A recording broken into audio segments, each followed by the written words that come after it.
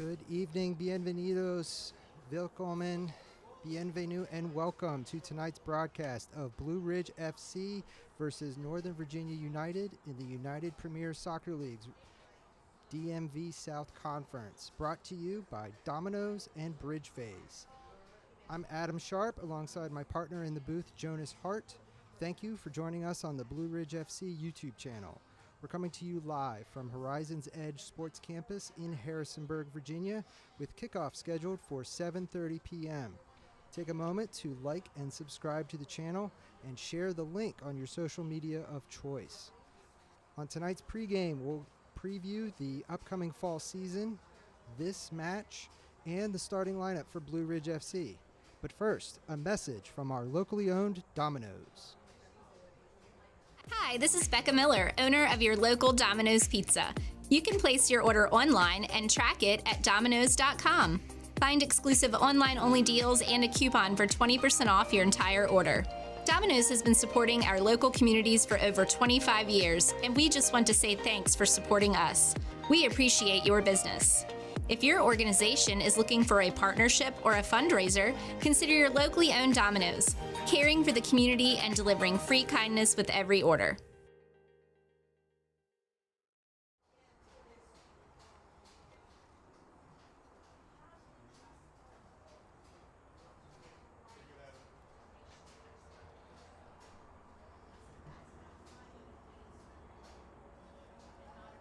Welcome back to tonight's broadcast of Blue Ridge FC versus Northern Virginia United in the UPSL DMV South Conference.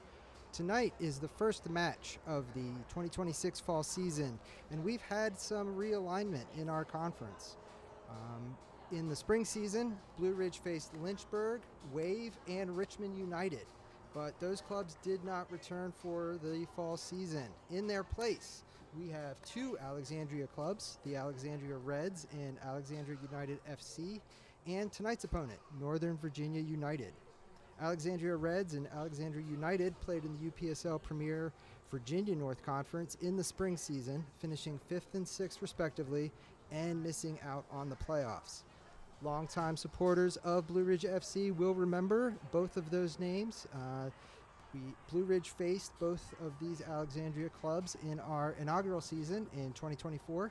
We traveled to Alexandria to face the Reds and came up short for that match and hosted Alexandria United and had a victory that evening. So a little bit of experience with those two clubs.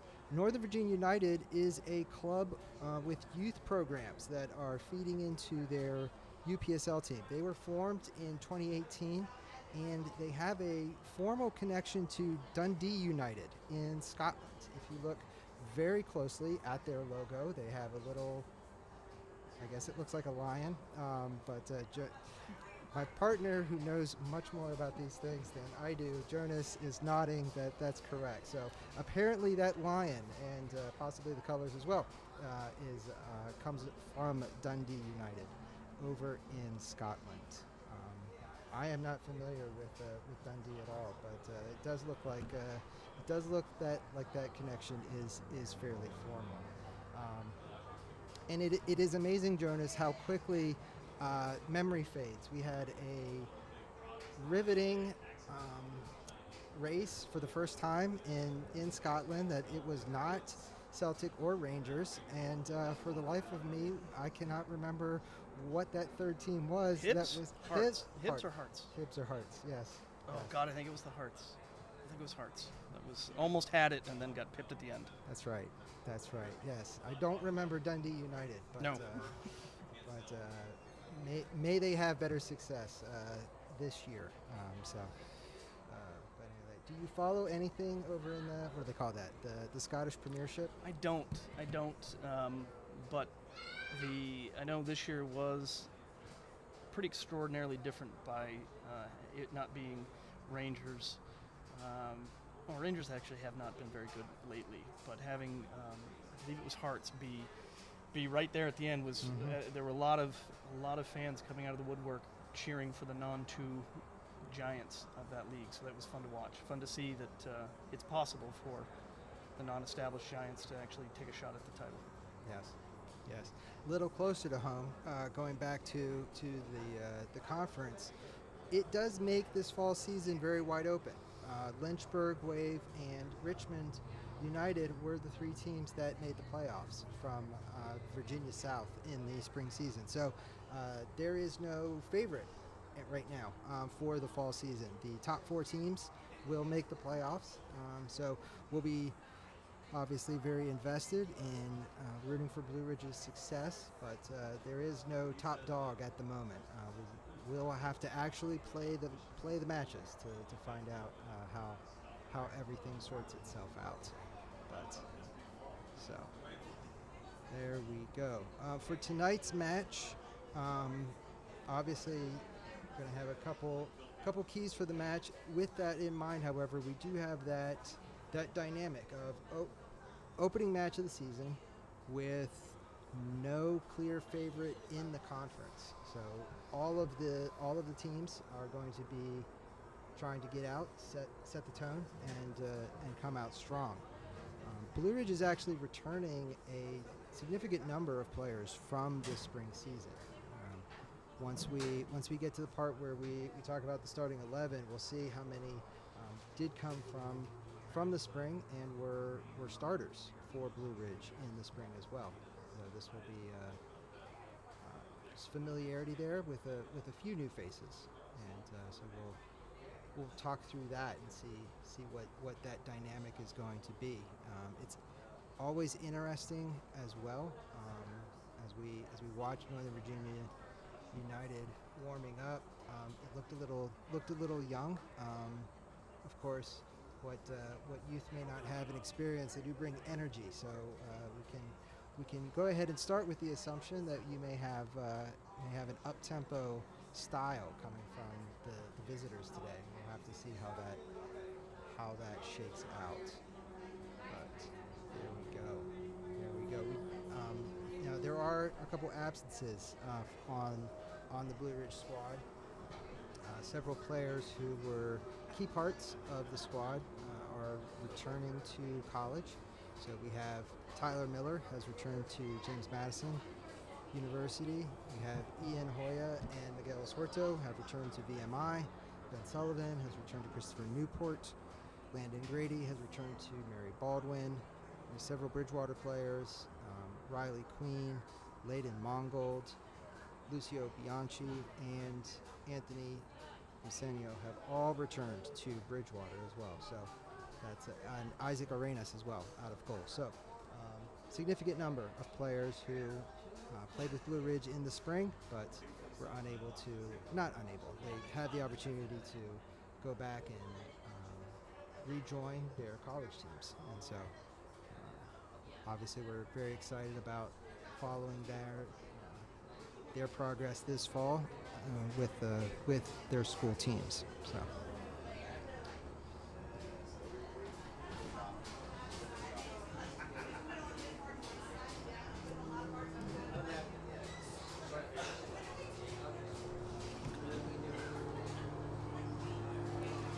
So here we have the starting lineup for Blue Ridge FC.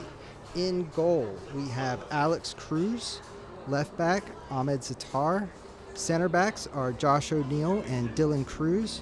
Right back is Jonas Bonilla.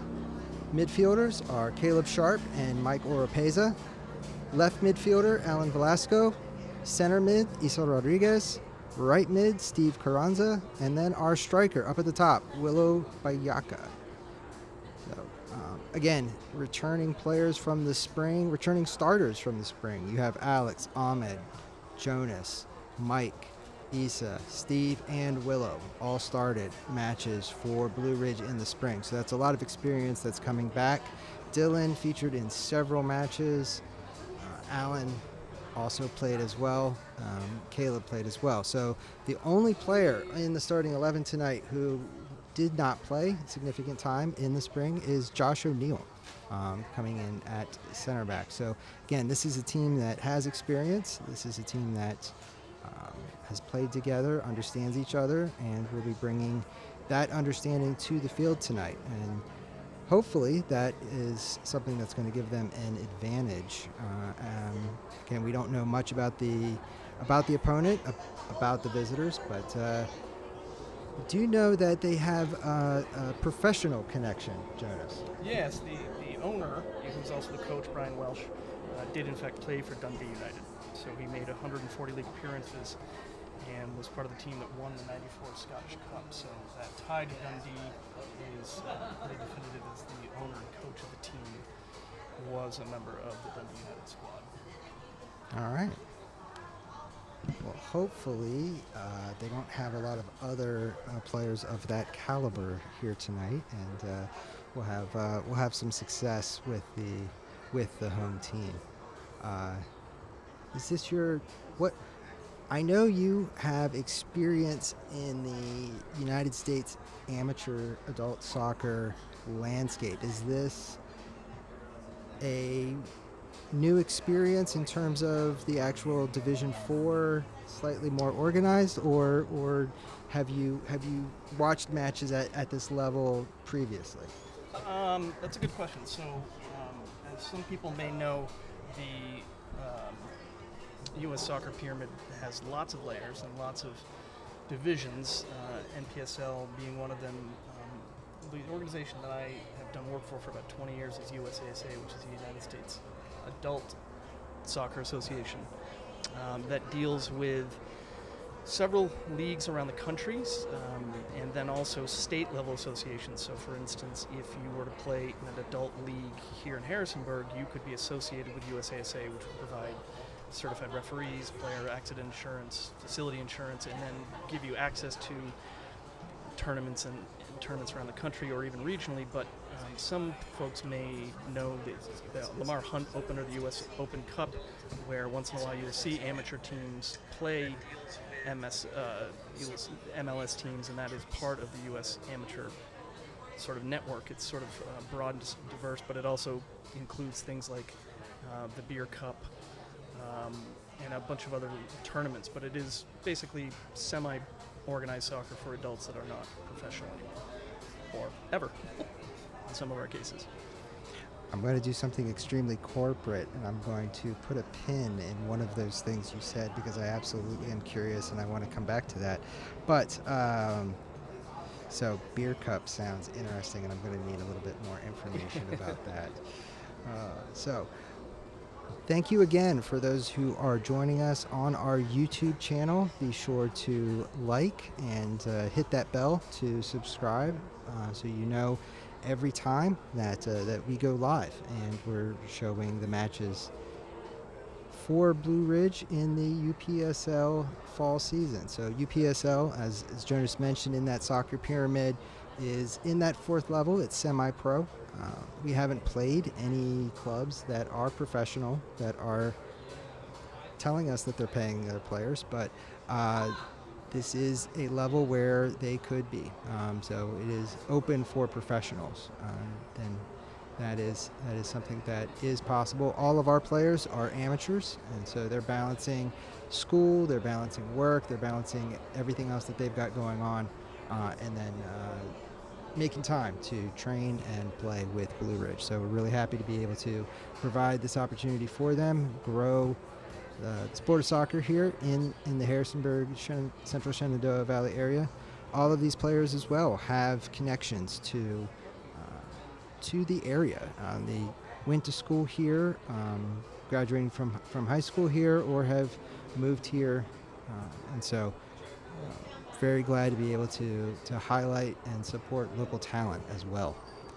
So here's what's going to happen over the next couple minutes. We're going to step aside, and you're going to watch the feed. In about 5 minutes, the teams will walk out for the international walkout, and we'll have the playing of the national anthem, and then we will have the captains and the coin toss, and then we will get started at 7:30. So this is a great time to take a moment, go refresh your beverage of choice, and come back and join us. Again, kickoff will be at 7:30 with Blue Ridge FC versus Northern Virginia United in the UPSL DMV South Conference.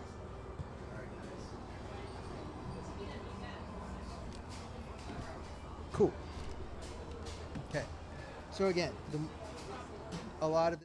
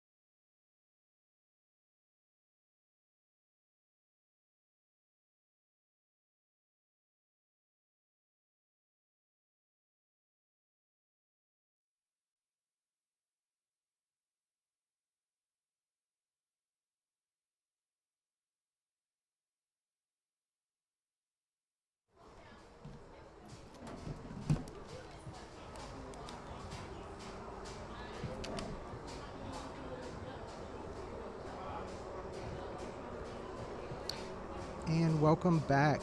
Those of you who were listening intently and paying attention during the pregame are aware that it is 7:30 and the whistle should be blowing and the ball should be rolling. But we have a 15-minute delay, and the referee has pushed the kickoff time back to 7:45.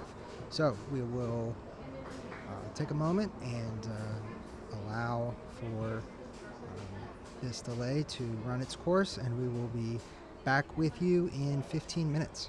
Thank you.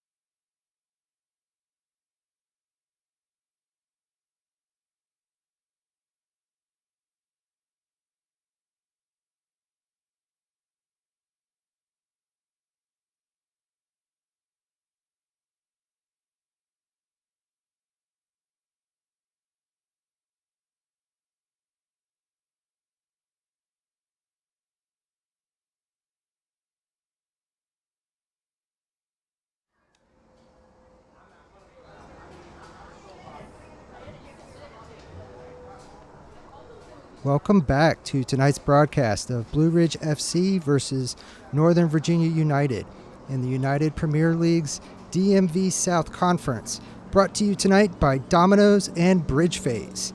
I'm Adam Sharp alongside my broadcast partner, Jonas Hart. We're coming to you live from Horizons Edge Sports Campus in Harrisonburg, Virginia, and we are ready for the opening whistle. Our referee crew tonight is led by Allison Piano at the center, assisted by Kyle Malloy and Matthew Zietrich on the sidelines. And our fourth official is Roger Vasquez. I was just talking with Jonas during the break that we may see some of the IFAB and FIFA initiatives on time wasting tonight, which would be the first time in the UPSL. So we will have to watch and see whether or not referees are policing how quickly throw-ins are taken, goal kicks are taken, and whether or not there will be any limitations on the amount of time it takes for substitutes to come off the field. It will be very fascinating to see. All those things that you saw in the World Cup may be coming to a field very close to you here tonight.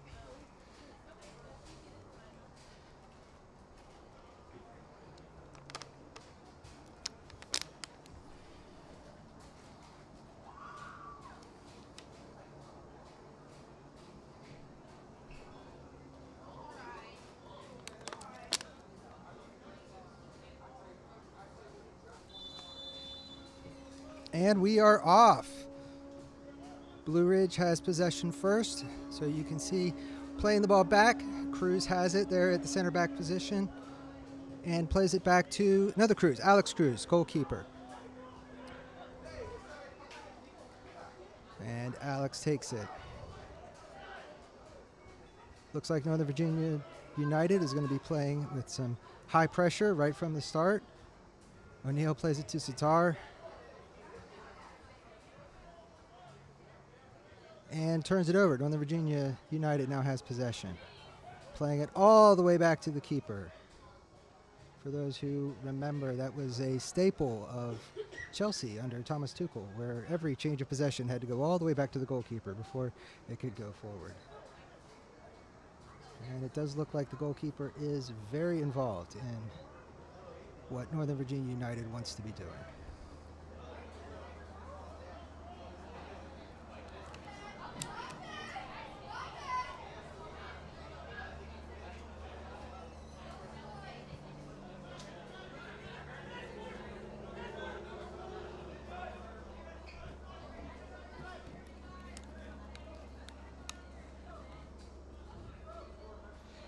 Thank you for those of you in the comments who pointed out the small technical difficulty.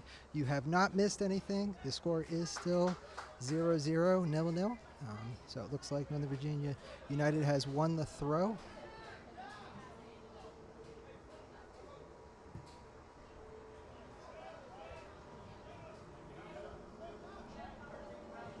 In possession. And they've turned the ball over. Rodriguez is on it, looking for options up forward, and loses it. Northern Virginia United is on the attack, but the ball has gone out. No, the referee has awarded a free kick on near the edge of the box.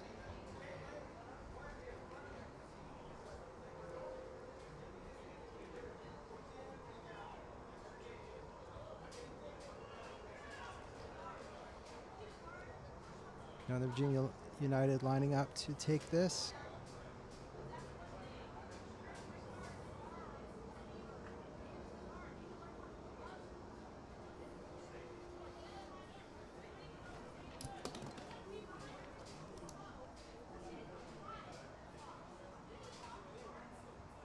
We'll see whether they test Cruz with this kick.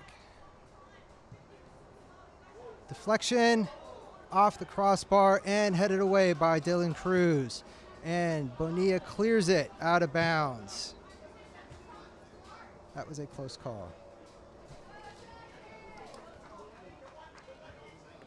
Northern Virginia United will maintain possession with the throw. Does not appear to be any sort of indication that they need to take it quickly.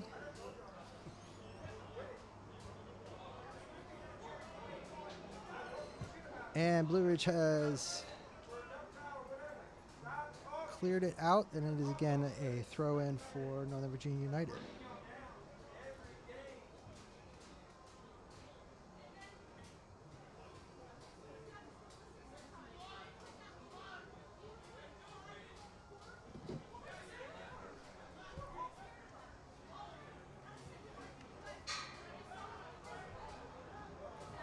Northern Virginia United moving the ball into the Blue Ridge half. Coming down the Northern Virginia right side again. Zatar wins it and puts it out again.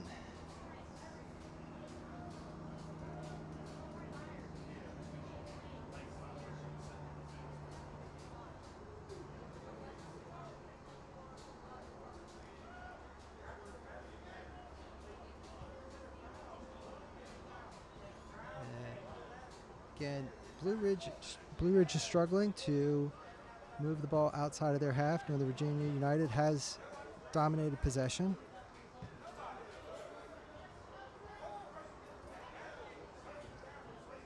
Again, looking for options, playing it down that side again. That does seem to be their favored side, what they're trying to do. And Cruz with the save. Does appear, however, the assistant referee has indicated that the ball went out of bounds before Cruz touched it, and that is a goal kick for Blue Ridge.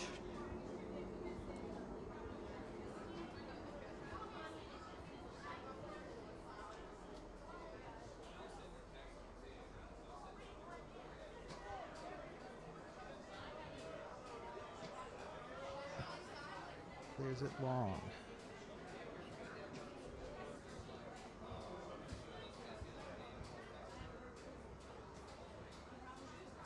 It's out for a Northern Virginia throw.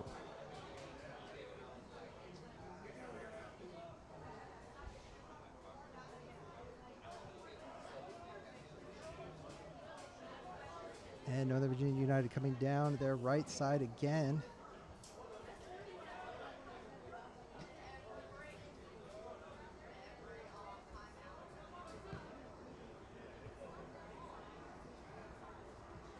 Assistant referee indicated offside, but the center ref allowed to play on, and Northern Virginia has won the ball back and is now in a threatening position. Rodriguez, tough defense, pressuring the ball.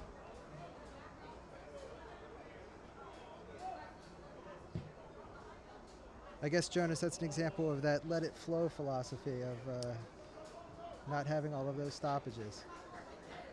It can help, but the problem with that you see a lot is the delayed offsides calls, where the play continues on and there's always a risk of injury. So non-calls can be great to move the game, but you always run the risk of the play going beyond what it could have and spare some people. Cruz puts the ball back into play.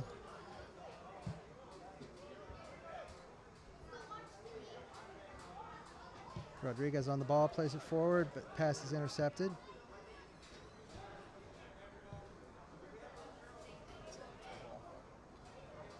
And Cruz comes out and smothers it. Immediately playing it in, Oropeza on the ball. Plays to Cruz. Bonilla plays it forward, looking for Willow up in the striker position. Northern Virginia United in possession again. Very content to play it back and wait for an opportunity. Pushing forward down the left side now. Oh, and the referee has awarded a free kick to Northern Virginia United. So Blue Ridge is set up here in a 4-2-3-1, which is Pushing forward down the left side now. What they're trying to do is obviously and the maintain the referee. midfield. Leaving a lone striker means there's going to be a lot of long balls to play, and those center mids are going to have to do a lot of running. But if they're not possessing the ball, it's going to be a problem. They're not quite controlling the midfield like their setup should allow for. Ball's played in, and assistant referee has indicated offside, so it will be. Oh, no, the referee has allowed Cruz to play the ball in. Bonilla is on it. And Cruz now has his head up. He's looking for options. Not many. Bonilla to Carranza. There's a big switch on if they can see it. And the center has awarded a free kick. Carranza plays it forward quickly. Trying to find Rodriguez. But the Northern Virginia United goalkeeper bodies Rodriguez off the ball for a goal kick.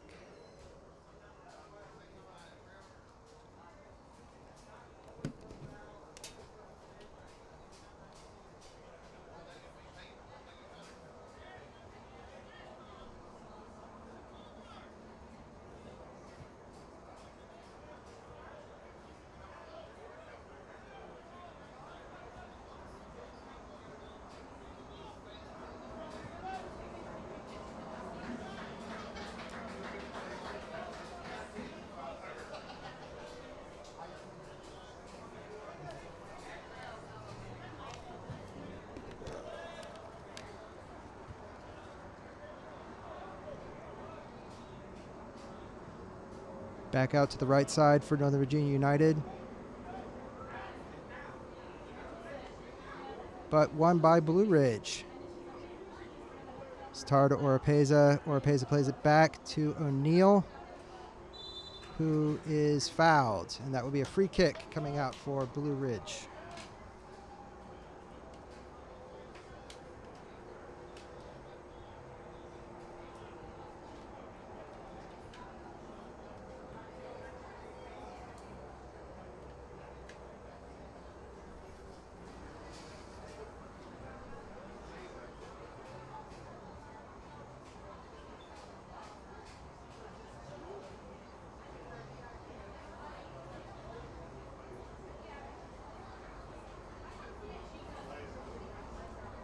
O'Neill's going to walk that one off. And ball's in play. Star plays it forward. Velasco loses it. Ball immediately played forward for Northern Virginia United as they come into the box, looking to cross into the middle. And Cruz with the save. Bonilla clears it out. Out to Velasco.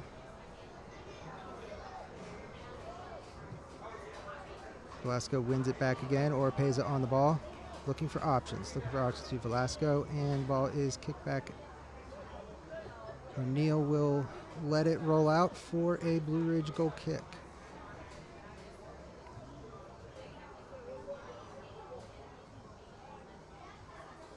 Northern Virginia trying to get in quick and directly in almost every play. Getting through the lines a little bit quickly. Ball out to O'Neill, looking to play forward. Finds Velasco. Can't quite keep it down. Oropeza on the ball. And looks like there's going to be a free kick. Handball, maybe?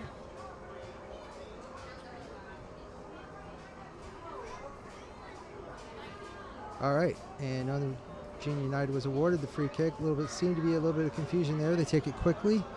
Carranza is on the ball. Oh, a little touch he would like to have back, but he's got some options forward. Looking, he's got his head up. Looks like he's going to play the ball back to Cruz.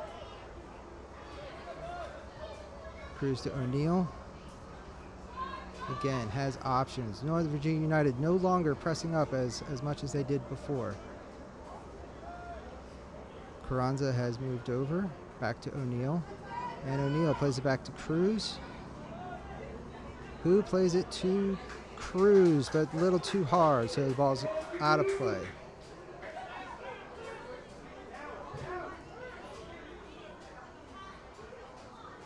Throw in for Northern Virginia United, ball back in play. Trying to play that 1-2, but did not come off for Northern Virginia United.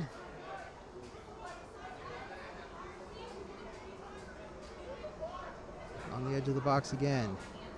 O'Neill clears it out, and it is out for a corner. Our first corner kick of the match.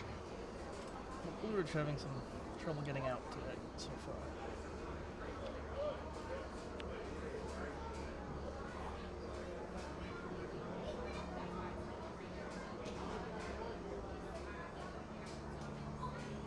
having the one lone striker means you have fewer options coming out quickly.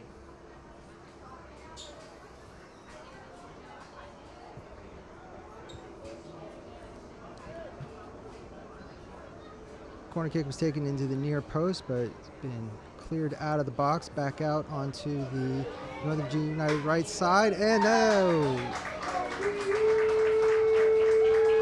Looks like that is a goal for Northern Virginia United. There was a check whether or not the player was offside, but it does appear that the goal has been awarded. So yes, it is Blue Ridge FC 0, Northern Virginia United 1.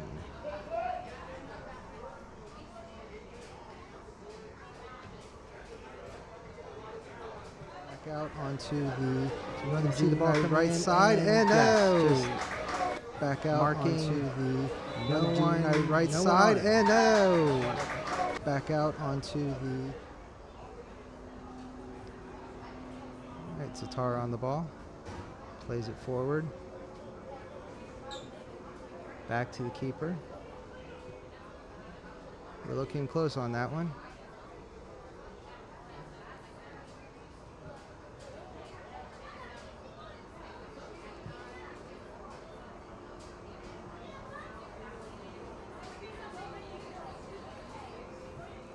G United has brought it back to the edge of the box and back out again for another corner kick.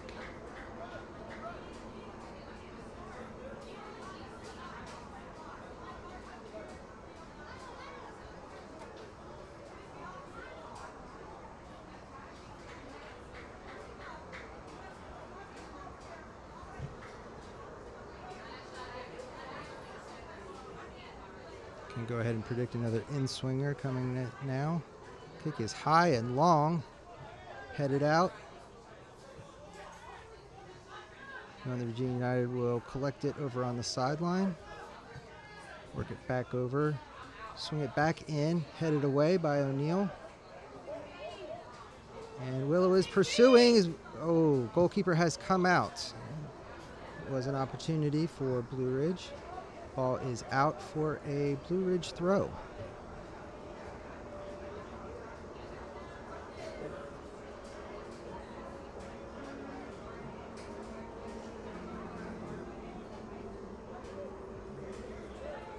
Northern Virginia United has one back possession, again moving the ball forward, coming out to their left side now.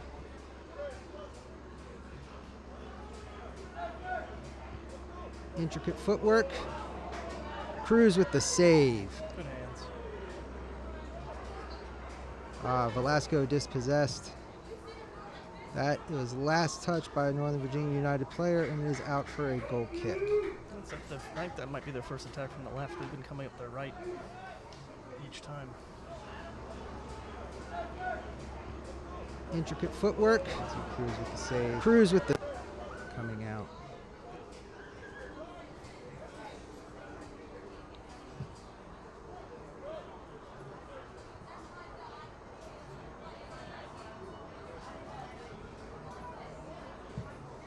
Northern Virginia United putting it very quickly back into the Blue Ridge half. Does look like this ball is going to go out of bounds, however, so it'll be a Blue Ridge throw on their right side.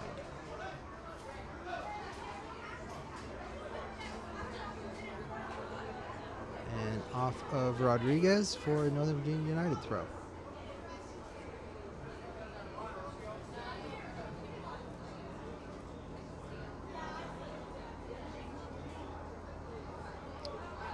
At least one thing has not been borrowed from the Premier League. We did not see the long throw into the box. Not yet. Not yet. That's right. Not yet. Doesn't appear that the connection with Dundee United has led to those sorts of tactics. Ball loose in the box. But Blue Ridge has recovered.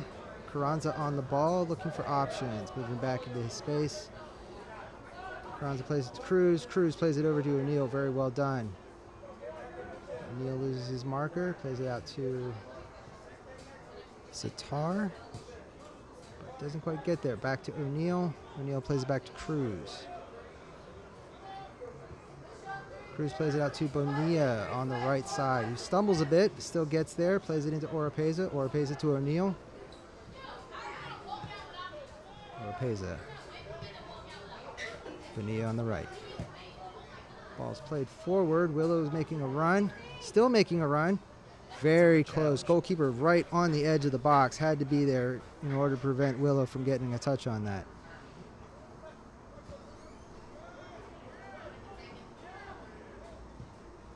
Just as a reminder, we do not have VAR tonight. This is the sole camera that's available, so there will not be any video assisted review tonight. Nor, however, and I'm pretty sure you'll back me up on this, Jonas, I've never seen VAR used to highlight that a goalkeeper was actually out of the box. There does seem to be an extremely wide latitude given to two goalkeepers. I've not seen that yet, but they are generally well protected by the laws, and the referees still, yes. Tar plays it forward. Number 17 for Northern Virginia United has been busy up and down on that left side, also coming back. Oropeza wins it away. But Zatar unable to control it. Goes out to Northern Virginia United, but O'Neal with the stop. Oropeza back on the ball. Ball out to Sharp. Always in. And there's some speed. That back pass that was on. And the shot saved by Northern Virginia United. Had to come out. Was some speed there. That is the first shot on goal by Blue Ridge FC. And it is interesting because we did see that Northern Virginia United wanted to be able to play the ball back to the keeper. And now that's two instances, first Willow and then Sharp, who were able to make that a difficult option for them. Carranza has controlled the ball over on the right side, 1v1. It's coming inside on his favorite. Ooh, there's some physicality there. This call is going to go against Blue Ridge. Did appear that there was maybe some grabbing by both sides before that whistle blew. Sometimes it does depend on who goes to ground first.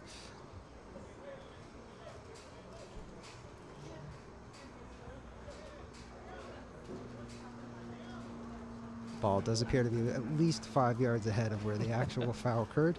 That is a rule I would like to see referees come down on. Progression of the ball after the play call. Number 5 for Northern Virginia United, bringing the ball down the left side. What he lacks in height, he definitely makes up for in aggression. O'Neal steps out, or Zatar steps out. My bad. Zatar steps out to prevent that pass in behind, but Northern Virginia United continues. It's offside, and O'Neal clears it out for a corner kick. That is the one of the rules of the game not enforced at all is where the ball goes out for a throw and where the throw ends up getting taken is players gain 5, 10, 15 yards sometimes, and it is, I don't know why that is allowed, but come down on this game we haven't seen it. Progression of the ball after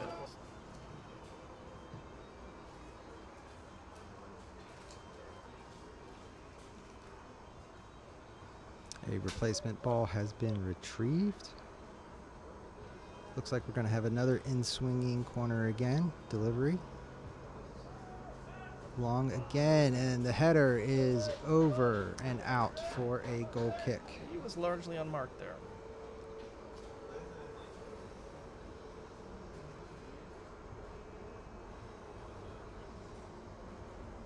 So we are halfway through the half, and those of you who watched World Cup matches would know that at this point there would be some sort of refreshment break, but don't have that here. A combination of not having a sponsor, but also it's just not that warm tonight. Very humid, but cooled off.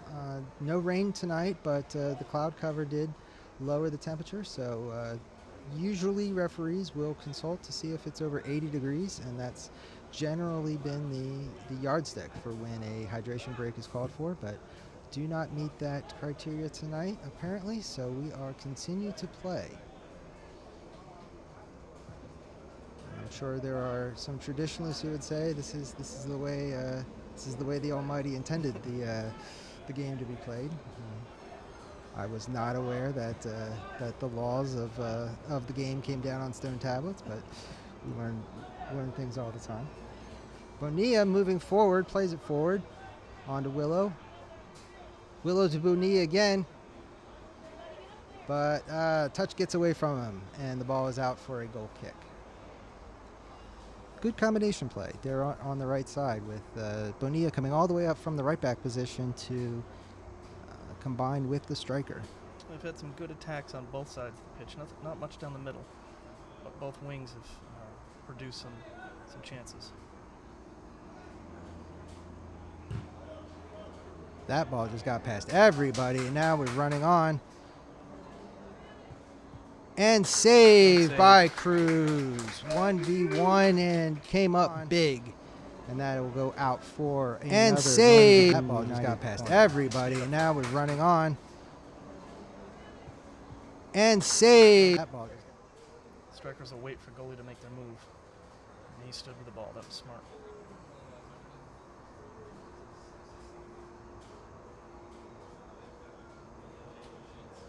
Number 17 for Northern Virginia United to take this. Looks like we'll be with the right foot. We'll have to see whether or not it's another in-swinger targeting that back post again. It is headed away.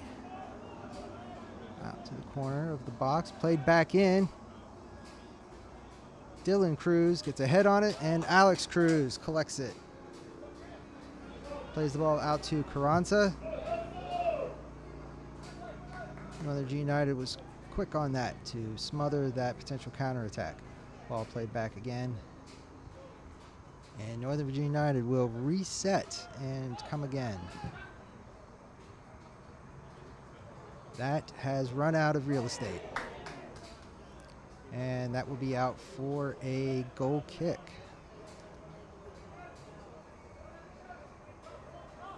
Has run out of real estate. And that has run out of real estate. An aggressive shoulder to shoulder there.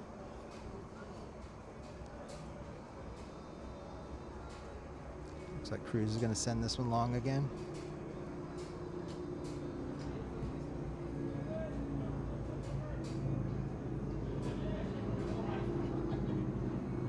Rodriguez on the ball, right? Carranza finds Oropeza. Oropeza tried to get it forward to Willow. Pass wasn't on. Ball comes right back.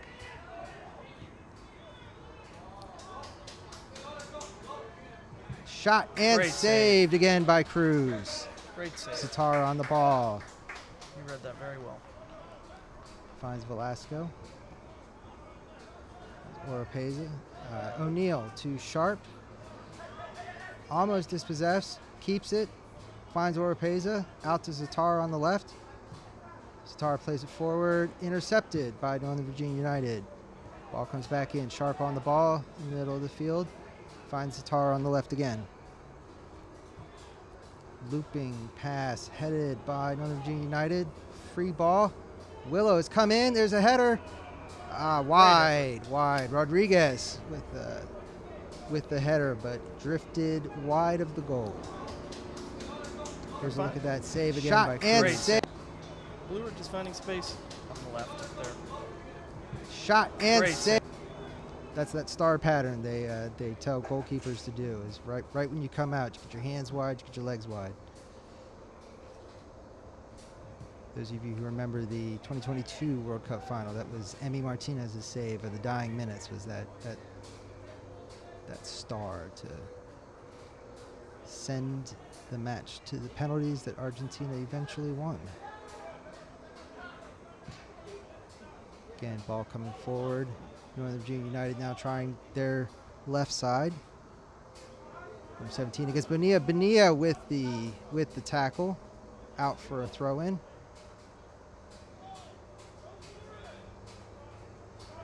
There's a throw into the box, and Northern Virginia United has been awarded a corner. Yes, that's right.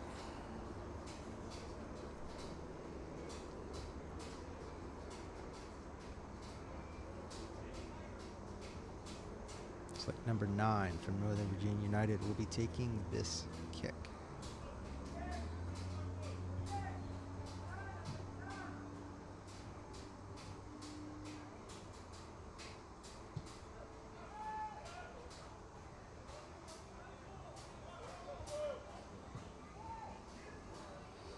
Cruz plucks the ball out of the air, immediately punts it forward. And Willow has the ball, knocks it forward using his speed. One-on-one with the defender. But Northern Virginia United has got some players back, plays it forward for Velasco. Gets there. And it appears we have an offside call.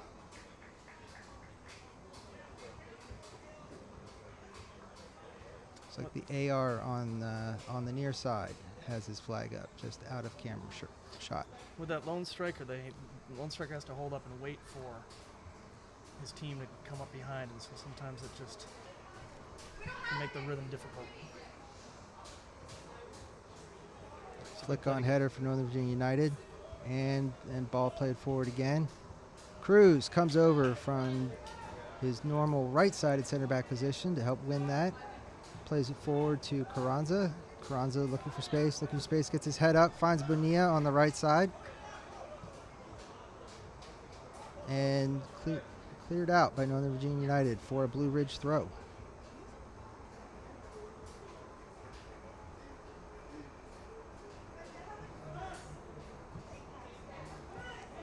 Carranza finds Sharp. Number 17 Northern Virginia United comes in. Number 5 again playing it forward. Again coming down that left side for Northern Virginia United. Shot. Blocked.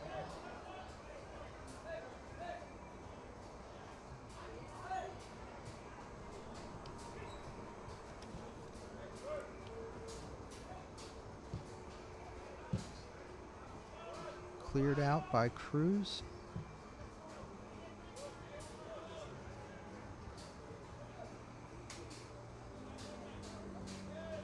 There is simply a size advantage with Northern Virginia United number 8 against Willow, number 16 for Blue Ridge FC. If this was a race, I am confident Willow would lap him a few times, but when you are competing for a ball in the air, it requires a different set of skills. Allen, short of throwing himself on the ground to draw the penalty. It's a tough ball to win. Doesn't help when there's an arm draped over you as well. Pass looking for Zatar, but Northern Virginia United read it. Ball comes out. Willow drops. But that pass is just not enough on it. Not enough on it. A little undercooked.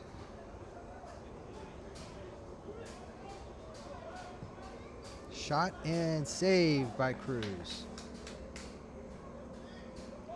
Northern Virginia is still stronger on their right than left. They've had a couple of tries on their left, but they've had better possession on the right, for sure. Cruz kicks it long. Rodriguez is looking for it. Ooh. Rodriguez on the ball. His head up, looking for options. Plays it over to Carranza, who has moved from his right side into the middle.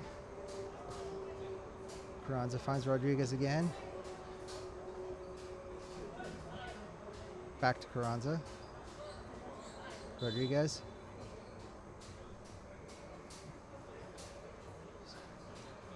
Looks like a foul off the ball, or right after Carranza played the ball to Rodriguez. A foul was awarded. Late challenge.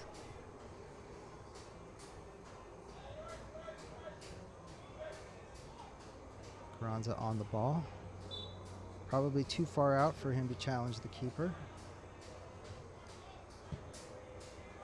Looks like he's trying to find Rodriguez, who goes up to challenge for it, but the goalkeeper. That advantage of being able to use your arms and hands is definitely something that assists in those aerial confrontations. We have another foul.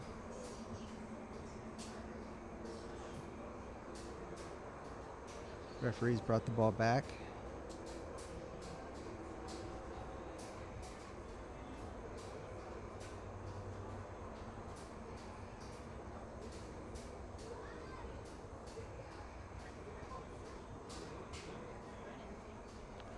Doesn't like the ball, maybe?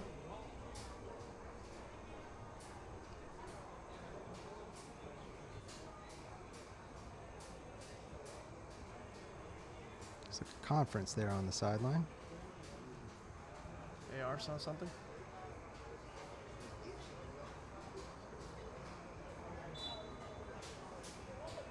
And play is restarted with the drop ball.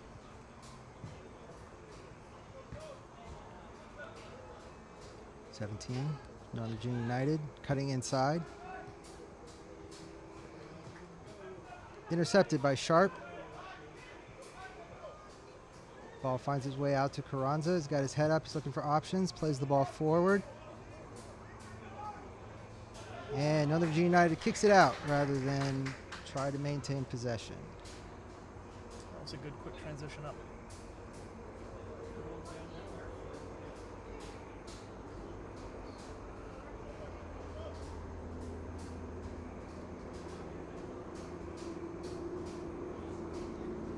Throw in Oropeza.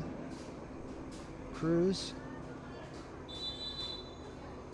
And another whistle. Looks like a foul on Blue Ridge.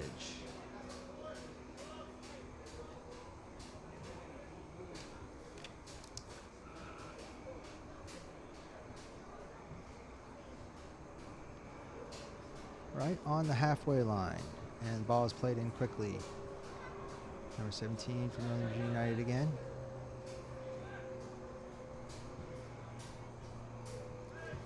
That pass is off target.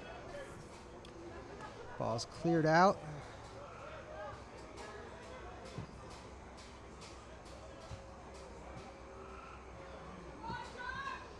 Does appear, based on if you're just looking at the camera, you would be forgiven to think that there were 13 or 14 Northern Virginia United players on the field, because every time the ball goes forward, they do seem to have numbers back, but they also seem to have numbers forward. Doing a very good job of covering the field. Rafa Benitez used to have a saying about how soccer is like a short blanket on a bed. You can pull it back and then it's not going to be able to cover your chin, but you'll cover your feet, or you can pull it up to cover your chin and you will leave your feet exposed. It is a large field and you cannot defend all of it. I think with his size, he did his darndest to defend as much as possible. It was his reputation. Northern Virginia United does seem to have shown up with a larger blanket than Benitez was familiar with.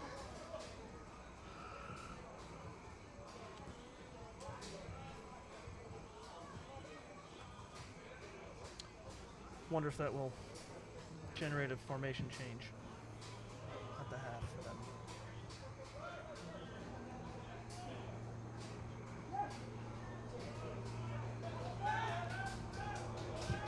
There's a shot, but goes wide. Cruz had it covered.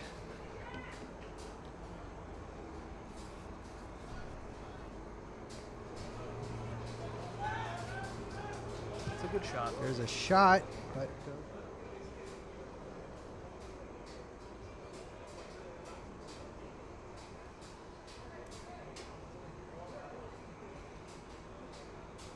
O'Neal on the ball.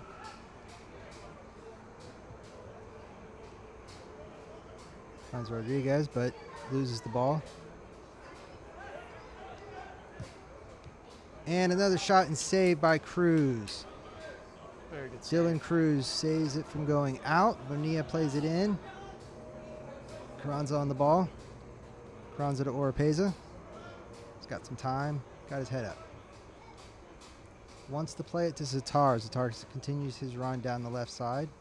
Plays it over into the middle, headed away by Northern Virginia United. Oropeza cleans up.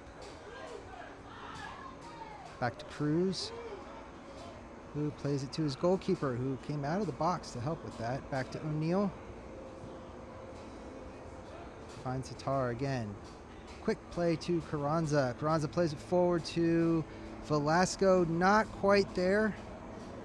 Needed to be a little bit more angled, give Velasco the opportunity to get onto it.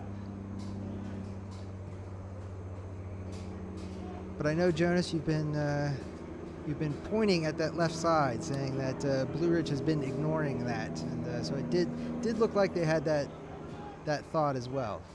That space was there, has been there most of Cruz the night. cleaning it out. Good defending That there. is deflected. And out for a corner. That left side is open. They just need to get the ball there. That space was there, has been there most Cruz of the night. cleaning it out. Those of you at home, thanks to Good defending. Afterphase That space was Media, there, has been there saw most of us the night. cleaning it out. Dylan Cruz's jersey being pulled. Unfortunately, the referee did not have such a great angle, and no foul was called. So it is out for a corner for Northern Virginia United. Ball played in quickly. Number 9, back out to 17. Facing up against Bonilla. And back to 9.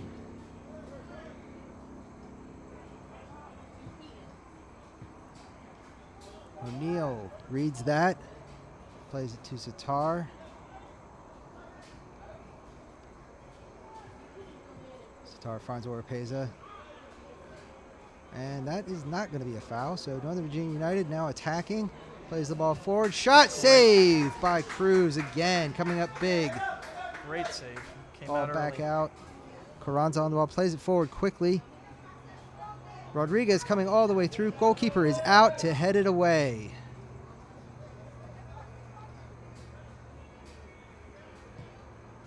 Goalkeepers are making this game interesting. Making great saves.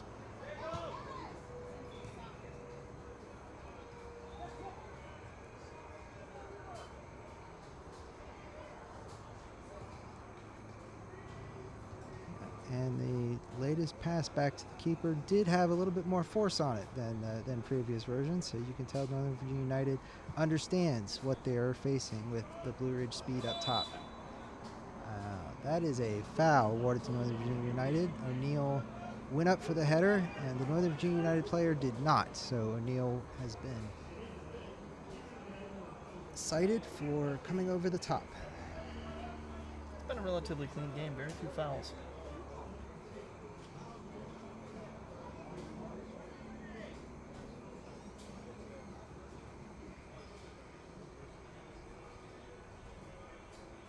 These two clubs have no history. And I can tell, and those who are familiar, that some of the other Cruz has the ball there.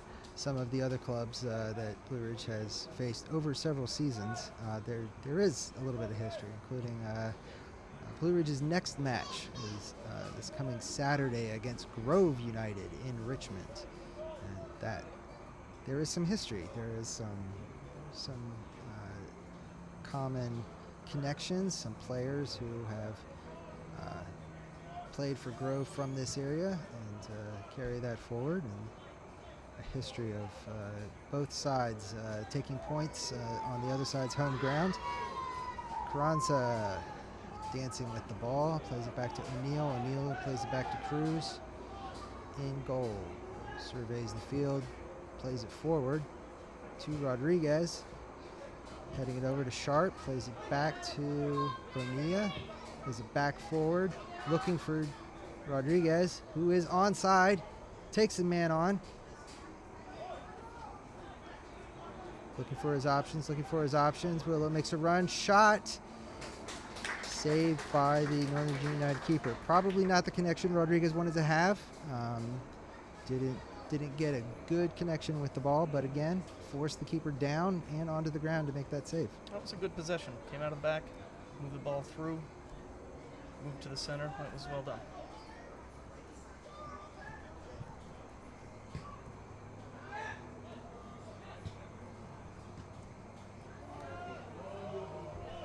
Northern Virginia United attacking again. Looks like Cruz is going to get his foot on it. Number 5 attacking again. Looks like Cruz is going to get his foot on it. Some sort of action by our center referee tonight. Attacking again. Looks like Cruz. Been some sort of magnet on the field. It's that was nothing more than a corner kick. making players roll. I'm not sure what that was.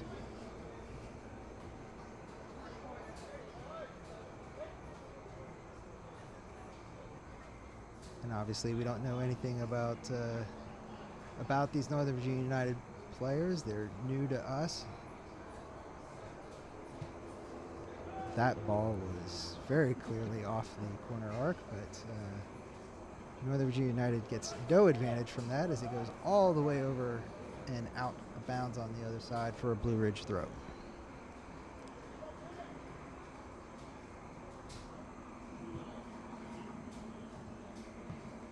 Sharp.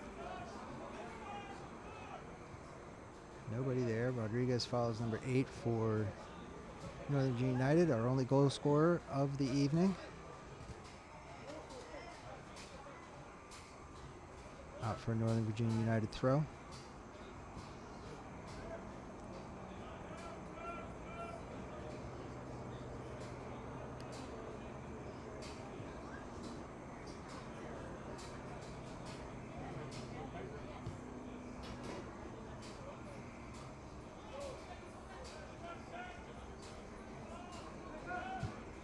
Shot, looks goal.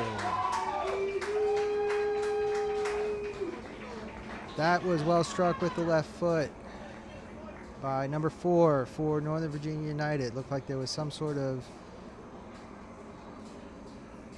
connection made right there. Looks like Oropeza went down. Shot, opportunity for the Northern Virginia United player to come forward. And again, shot, there was nothing in it and allowed play to continue, which created that opportunity for number 4 for Northern Virginia United. And it is now Blue Ridge FC 0, Northern Virginia United 2.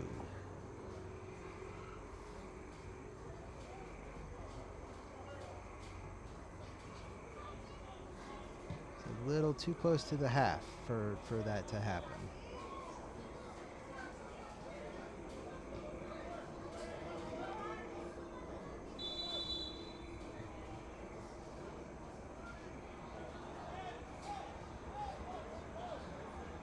Can't quite tell from the arm angle. Call against Blue Ridge, it looks like, but not sure for what.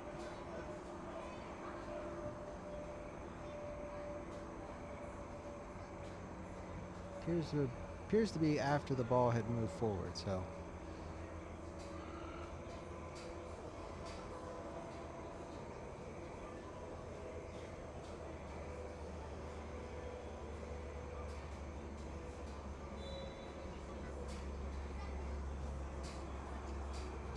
Kick. Challenge. Oh, that was well taken. Well taken on a near post, and that is how the half ends, with a goal at the death. Blue Ridge United 0, Northern Virginia United 3.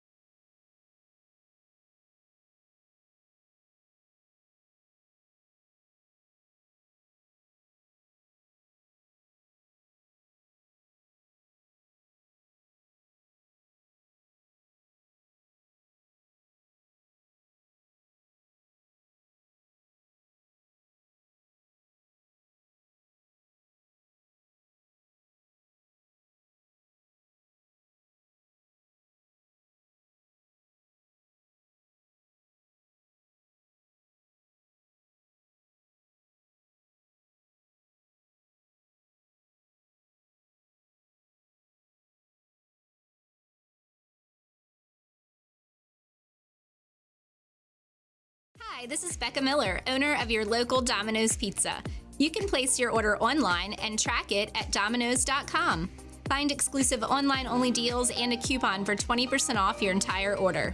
Domino's has been supporting our local communities for over 25 years, and we just want to say thanks for supporting us. We appreciate your business. If your organization is looking for a partnership or a fundraiser, consider your locally owned Domino's, caring for the community and delivering free kindness with every order.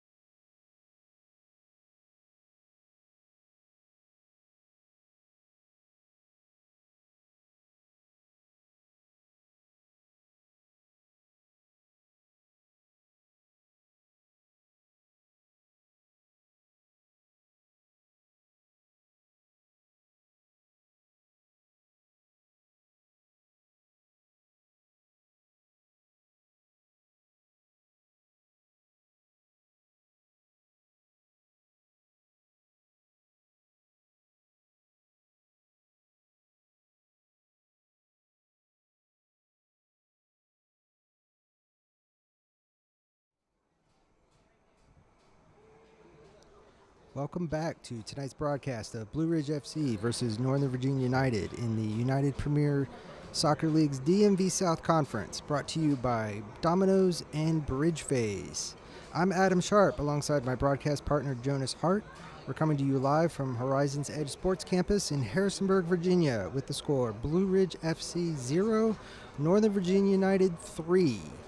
And Jonas, up until maybe 2 minutes before the end of the half, this was a tight affair that goalkeepers had dominated and were definitely building their individual highlight reels, and then it just kind of blew up right there at the end.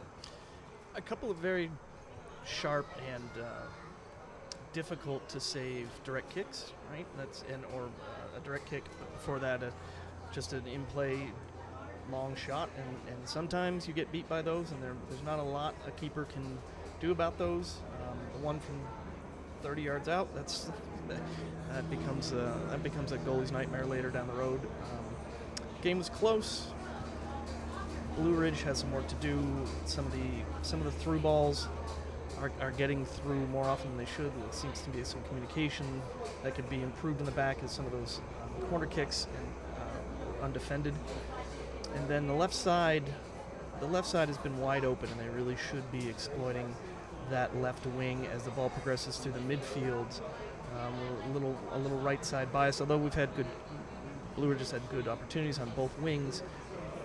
The left side is not being defended particularly well by Northern Virginia at the moment. They have a left wing back who's pressing up quite a bit, and so on their side, on their right side, but on our left side, it is open, and so they should hopefully exploit some of that going forward. But the wings have provided the attacking for Blue Ridge for sure. Not much down the middle, given the size differential between the lone striker and the bigger backs. But there's some work to do. But they've gotten in several times and can definitely, if they can put a couple good shots on frame and follow up with those trailing forwards, I think they could be in for a goal or two for sure. And I think it will be a indicator for the second half, who scores that first goal of the second half. Is that something that Blue Ridge gets on the board and is able to build off of, or is it going to increase that gap and make this even more of a one-sided match than it currently is? I do think you're correct. Neither team has been extremely successful in the middle. I understand that seems to be a bit of a contradiction, since Northern Virginia United did have that one shot from right outside the D, but again, that was one opportunity, and it kind of came off due to Oropeza falling down right beforehand and creating that space. Blue Ridge has had a few balls over the top, but again, it's been both teams coming down the wings, pressuring the fullbacks on either side, and so we'll see what adjustments the coaches make during the half. Well, that's a big question. Do you make a significant formation change? Do you make a personnel change?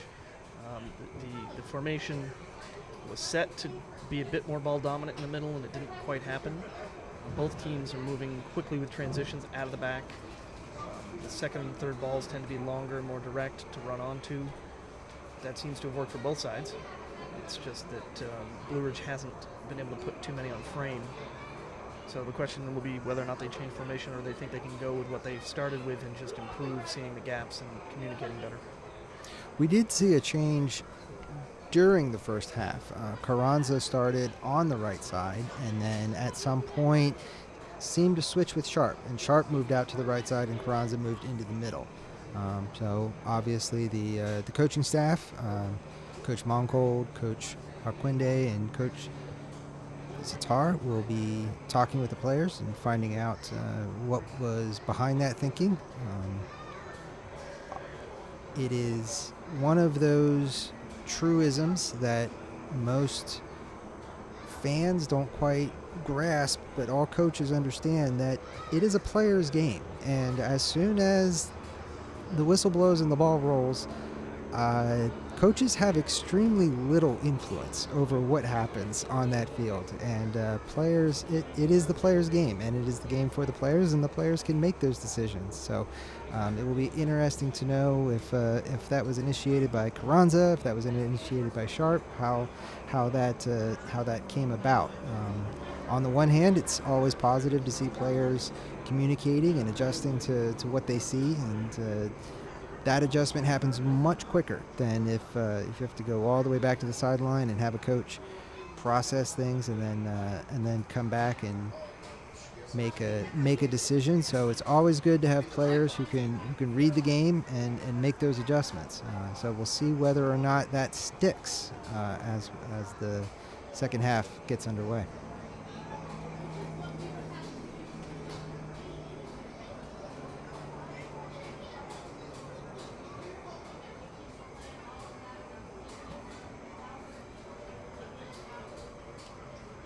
While we are waiting for the teams to regroup and the referees to come back out onto the field, we'd like to thank our sponsors for tonight. Normally, we would be watching Blue Ridge in their home blue kit, the Blue Ridge kit, due to some conflicts with Northern Virginia United's uniform options. Blue Ridge is wearing the white kit, the road trip kit. So those of you who have seen that know that is an outline of Virginia with the sash down the front, roughly in line with Route 11, and with the Route 11 logo on the back collar. So that is the kit that we normally take on the road, but tonight wearing it at home. So it doesn't have the sponsors on it, but we are very grateful for the sponsors tonight. So we have primary home sponsor is the locally owned Domino's franchises. It's 18 stores across the Shenandoah Valley and Central Virginia. We want to thank Becca Miller, who's been an outstanding supporter of youth athletics in our area. And you can learn more at Domino's.com. We also have Bridge Phase. Bridge Phase is the data and analysis partner for Blue Ridge FC. It's founded by JMU graduates Matt Stratford and Dan Bellier.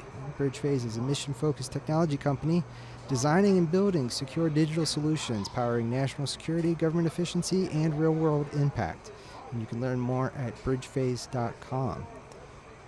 We also have LD&B Insurance Services, a local institution since 1974. They're an independent, employee-owned company with a commitment to doing right by their customers and doing good in the communities they serve.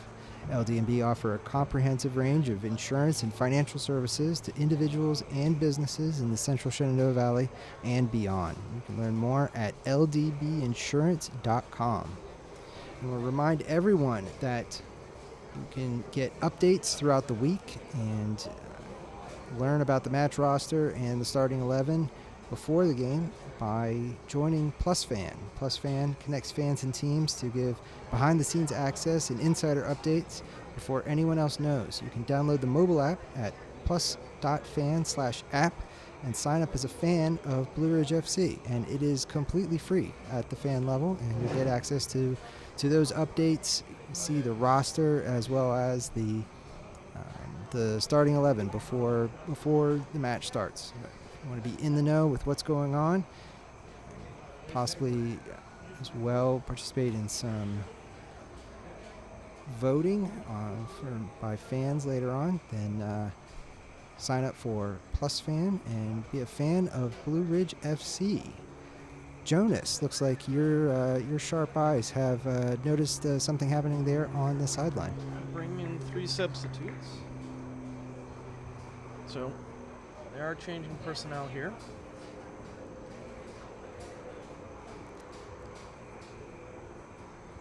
Don't know if they've changed formation though. All right, so we do have 3 players coming on. Have Dimas Portillo, Isal Zelaya Leyva, and Will Flores. Dimas Portillo, number 38, graduated from Eastern Mennonite University, played with Blue Ridge FC in the spring.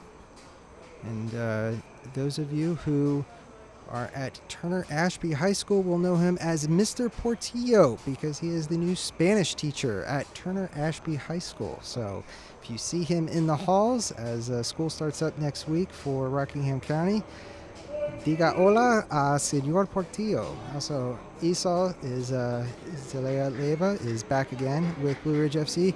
Will Flores, number 6, is starting his first game for Blue Ridge FC, graduated from Bridgewater College this spring. And so very glad to have Will join the team. Looks like Northern Virginia United is ready for the kickoff.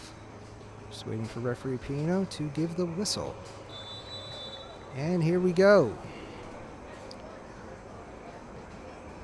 So, right from the top, it appears that Zelaya Leyva, and right from the top, miscommunication there. Portillo won the ball, but wasn't on the same page with Zelaya.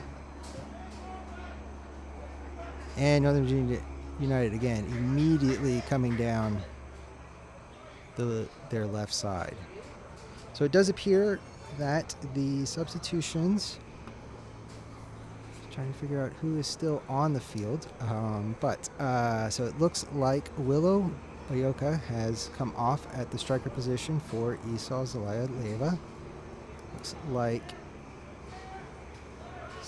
Carranza has come off the field for Portillo. Flores on the ball now, number 46. Isal making the run. Another miscommunication there. I'm going to go ahead and give him the benefit of the doubt that he was playing that ball forward and that was not a shot. Not a shot. Through ball, but good transition through the thirds on that. That was good. Okay, Carranza is still on the field. So again, we're continuing to see.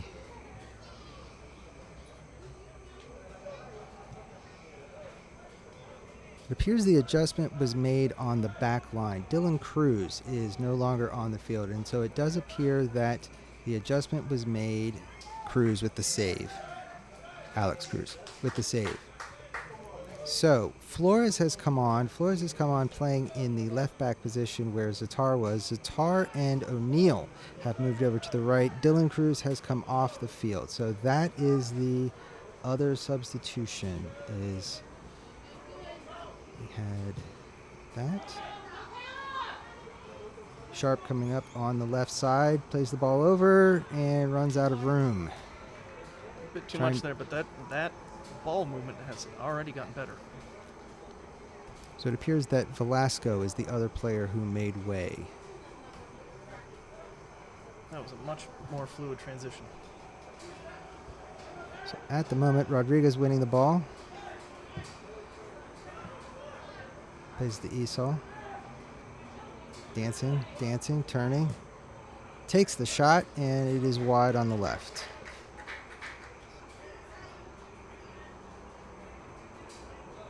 Blue Ridge coming out with much better intent this half already.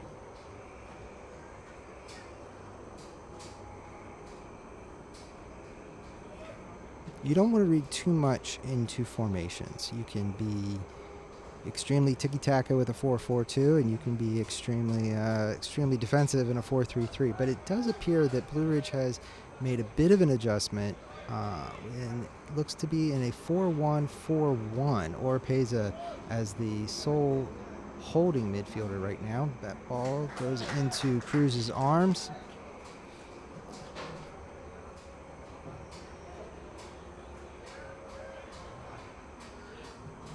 And I can say, having coached both youth and adults, it is a joy to be able to work with older players, experienced players, players who grasp those concepts and give coaches the ability to make those changes in the middle of a match. Being able to say, hey, we're going to change into this formation, we're going to adapt in this way, and the players grasp that. So don't have to spend a lot of time talking about roles and responsibilities because the players understand that, and we can, and the coach has that luxury of being able to communicate there. Another ball, just a flick-on header on behind. Looks like the shot, and it is wide. Not sure if that was off of Cruz. Does not appear to be. It looks like a goal kick. It was dangerous. A little miscommunication there, I think, in the back. Quick restart by Blue Ridge. Sitar finds Oropeza. Oropeza plays it forward, but no connection there. Now Northern Virginia United is threatening. There's a shot, but it is well over the bar. So that was the goal scorer, ×2, who was unmarked in the middle of the pitch. That is something to look out for. He was standing by himself.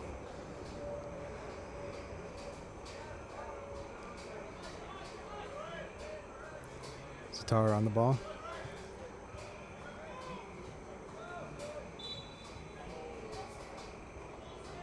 And Northern Virginia United is called for a foul, number 8. Got a little too handsy with Carranza. Quick restart. And that's not going to get called. You're going to get one, apparently. Northern Virginia United now on the outside of the box again. But Flores to Oropeza to Carranza. Can't keep the handle on it.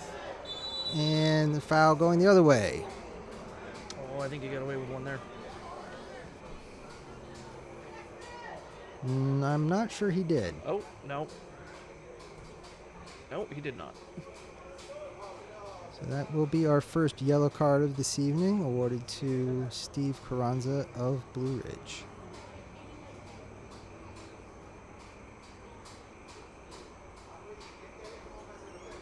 Some referees are very quick to pull the cards out of the pocket, and other referees understand that every card is at least a few minutes of paperwork at the end of the match, and sometimes they just don't want to have to do that.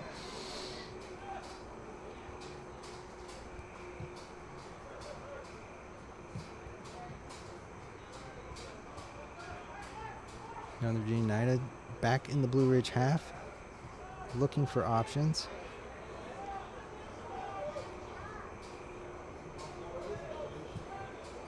And O'Neal plays it out for a corner.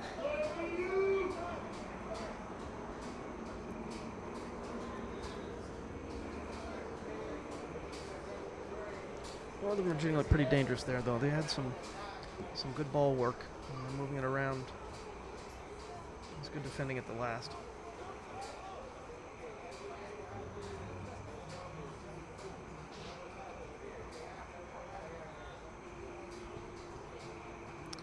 Corner kick in, but it is curving wide and out.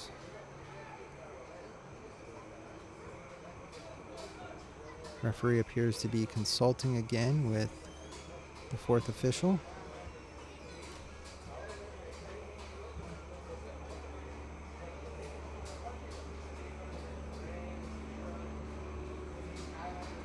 Time has been halted.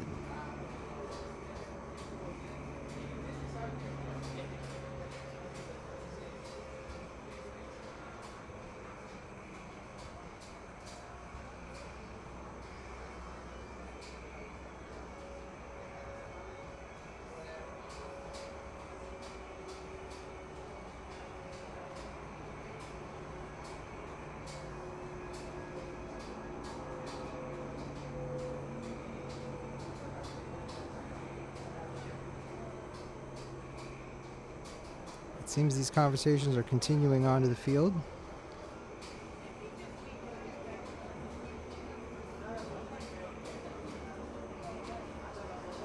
You can talk yourself into a card. Unfortunately, Blue Ridge has a history of players talking themselves into cards. I think the referee just reminded him of that. Have been players in past years who have continued to flap the jaw longer than was needed. Oropeza on the ball now, dispossessed.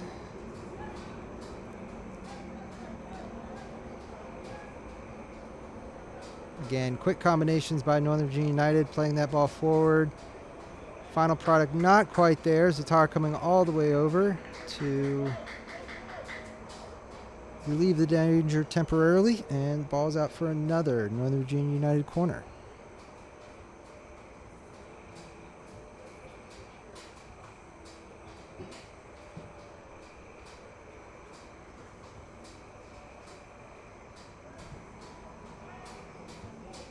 Headed away. Rodriguez on the ball. Plays to Zelaya. Back out Oropeza. Finds Flores. Big switch. Doesn't quite work. O'Neal went up for the header. Unsuccessful. Ball goes all the way back to Cruz. Stands over it. Northern Virginia United not interested in pressuring with a 3-0 lead.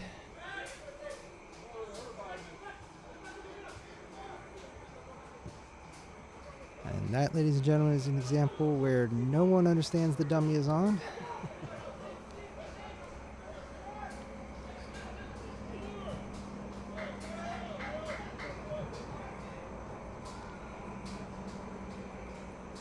So, curse of the commentator.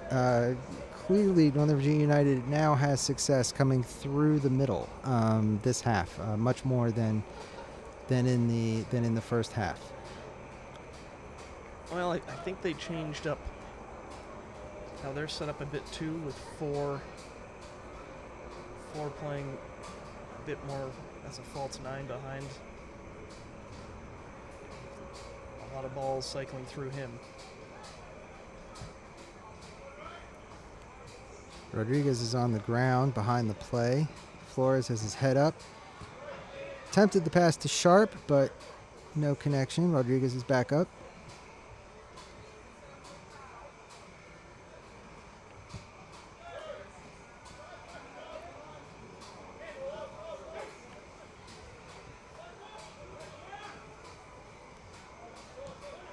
And number 8 for Northern Virginia United continuing the dominance in the midfield. That is just a simple give and go shot. Unclear if Cruz got a hand on that. Appears not, so it is out for a goal kick. It's in the midfield. That is just a simple give and go shot. The dominance. Northern Virginia is running hard through their passing.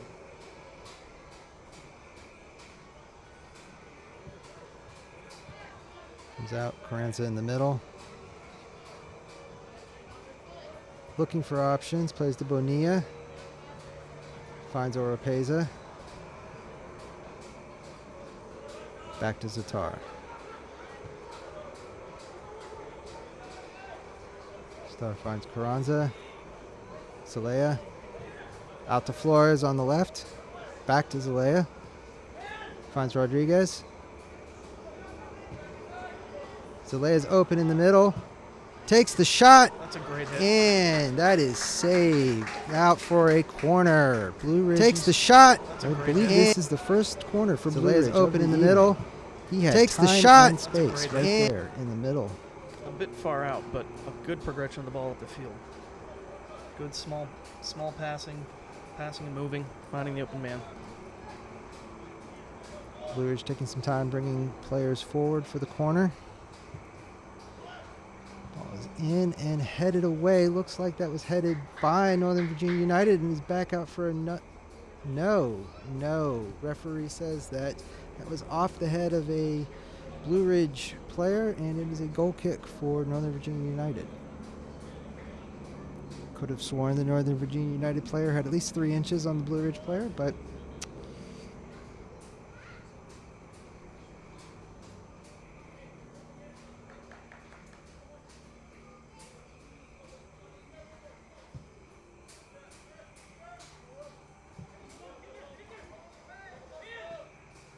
Flores attempts to place to Carranza. Northern Virginia United wins it, and ball is out for a throw. Quickly back in.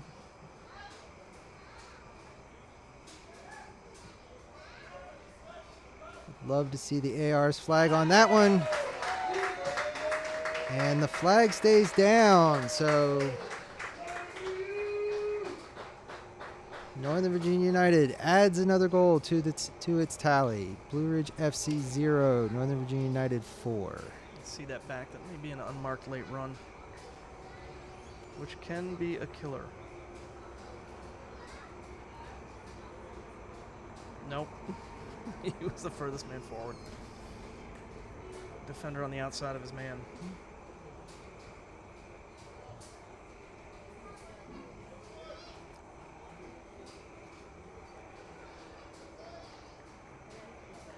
And it looks like there will be 2 additional substitutions for Blue Ridge FC. Number 5, Jacques Campanga. And number 37, Brian Aleman Barahona. That goal just highlights why you need to communicate in the back. That was a runner between 2 defenders that were not communicating about who had who covered.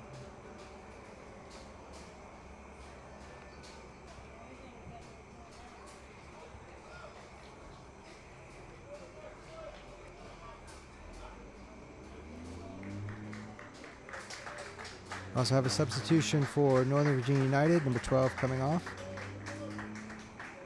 So for Blue Ridge FC, Aleman Barahona is coming on for Sharp on the left side.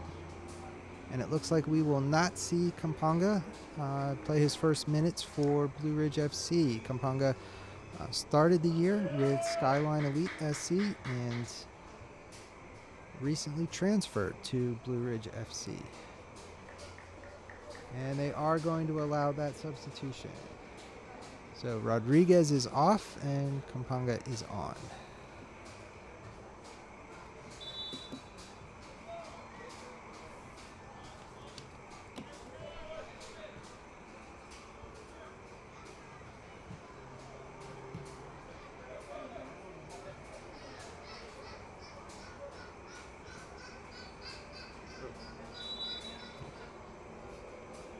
One of the easier calls for the referee this evening. I think that's the first one I've actually seen.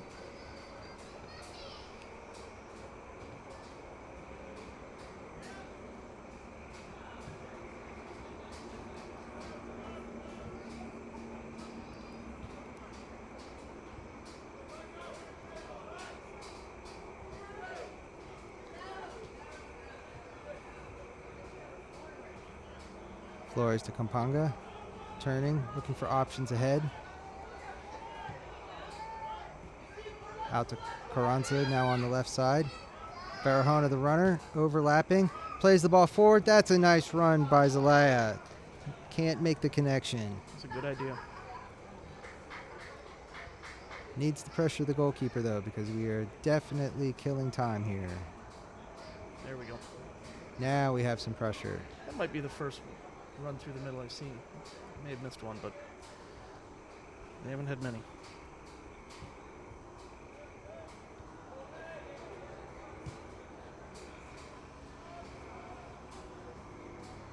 Northern Virginia United cannot collect on the clearance by the keeper, and it is a throw-in for Blue Ridge FC.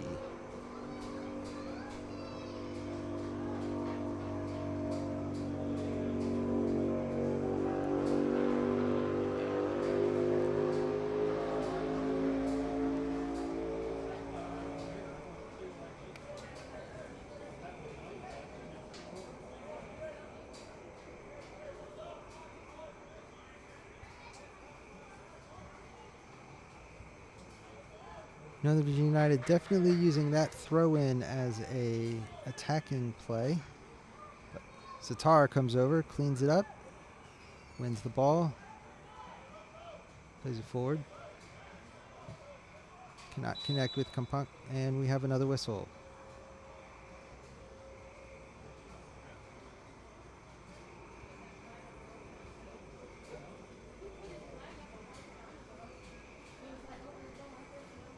Referee is heading over to consult with the AR. Might be about that quick throw-in.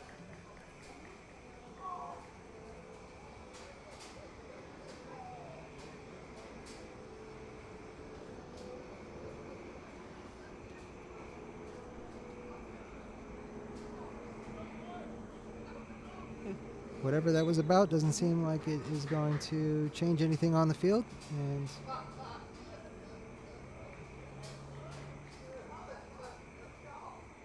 Northern Virginia United has won the throw.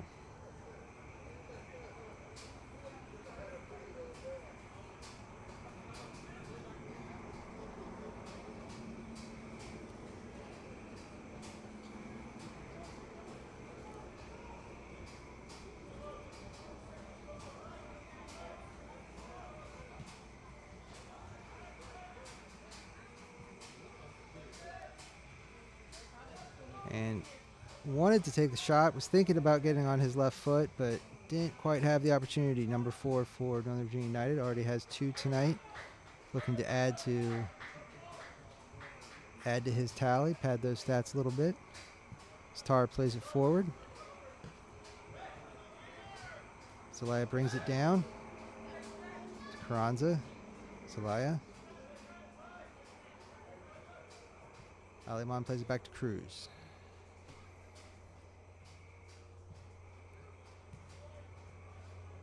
Oropeza plays it out, and unable to control by Bonilla.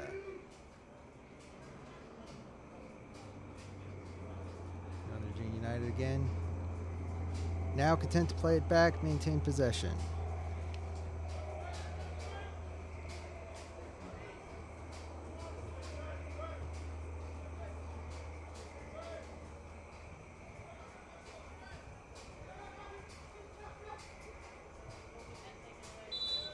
Foul against Northern Virginia United. Blue Ridge FC free kick. Plays it quickly to Carranza. Difficult to see what that advantage might have been. Carranza plays it quickly forward. Zelaya's right there. Goalkeeper is out of the box, seeking to calm the situation. Blue Ridge needs emergency here.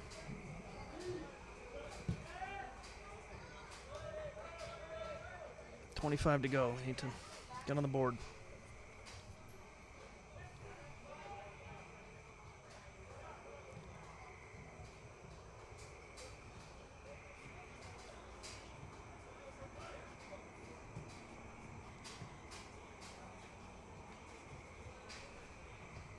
Northern Virginia United now very content to maintain possession.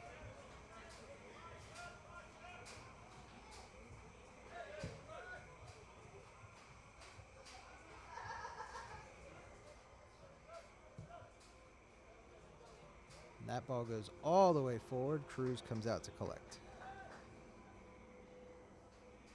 Out to Bonilla on the right side. Connects with Portillo. Trying to play it forward. Plays it back to O'Neal. O'Neal to Zatar. Sorry, got that wrong. Now Zatar. Aleman. Finds Flores. Out to Bonilla on the right.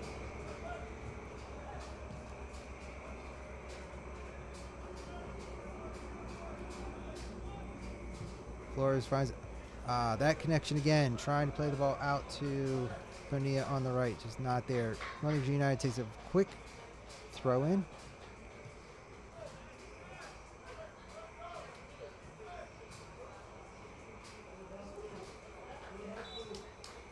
And Blue Ridge is awarded a goal kick, which they take quickly. Sitar to Carranza.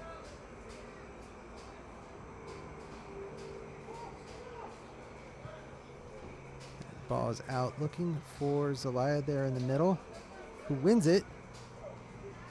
Plays it forward to Kampanga. That'll be a foul. And that will be a foul.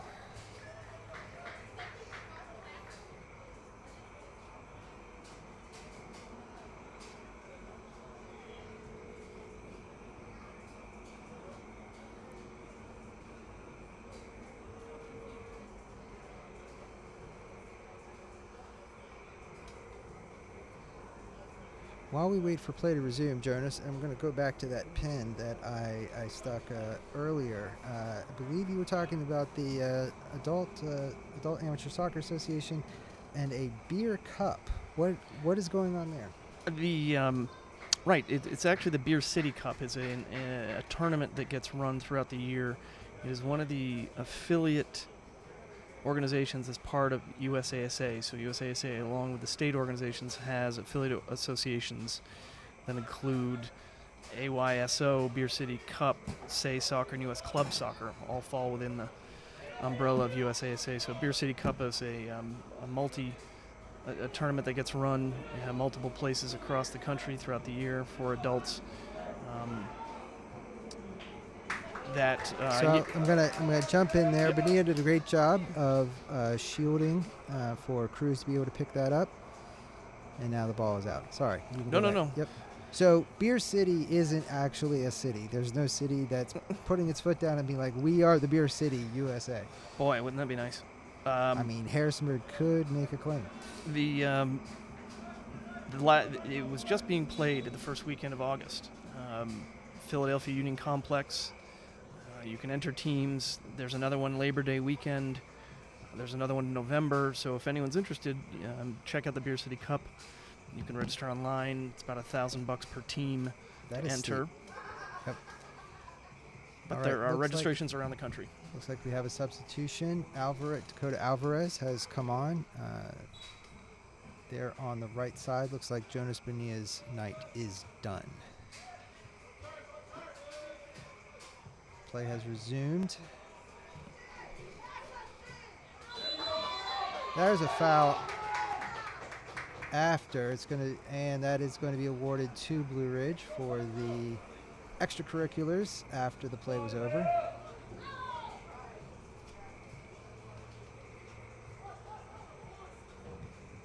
So is that, Jonas, the Beer City Cup, that's 11v11? That's a great question. That is a great question. They may have multiple formats. I will confirm that for you.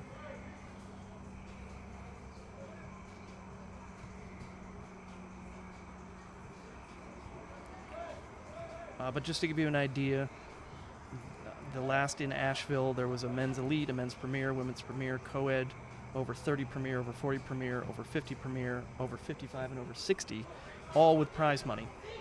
The men's elite pays out $20,000. There's another ball forward, not able to make that connection between Carranza and Zelaya.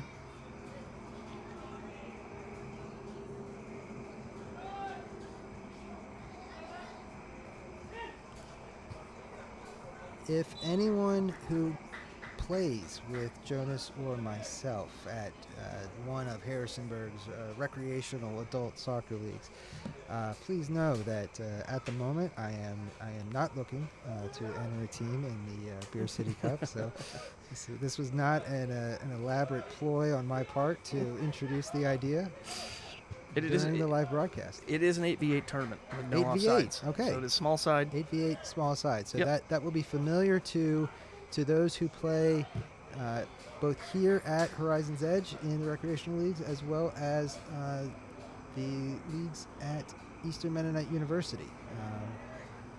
I'm not sure. Is it still under the aegis of the Shenandoah Valley Adult Soccer League? Is that Yep. still? Yes. It is. That is a long-time organization, and, something that has been extremely. And that is just a simple goal by Northern Virginia United. And that's his second. His second goal by number 5 for Northern Virginia United.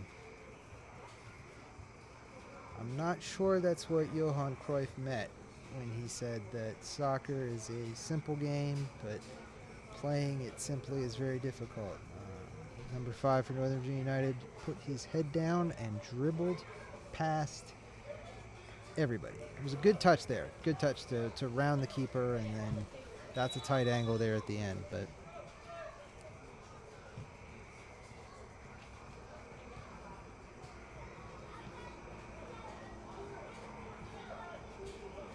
the other aphorism is true. Soccer is a young man's game, and being able to run past people has its advantages. Which is really good. I was very glad to hear that the Beer City Cup has a over 45, over 55, and over 65. Though I'm not sure how my ego could handle. I guess I'm not quite at the over 45 yet.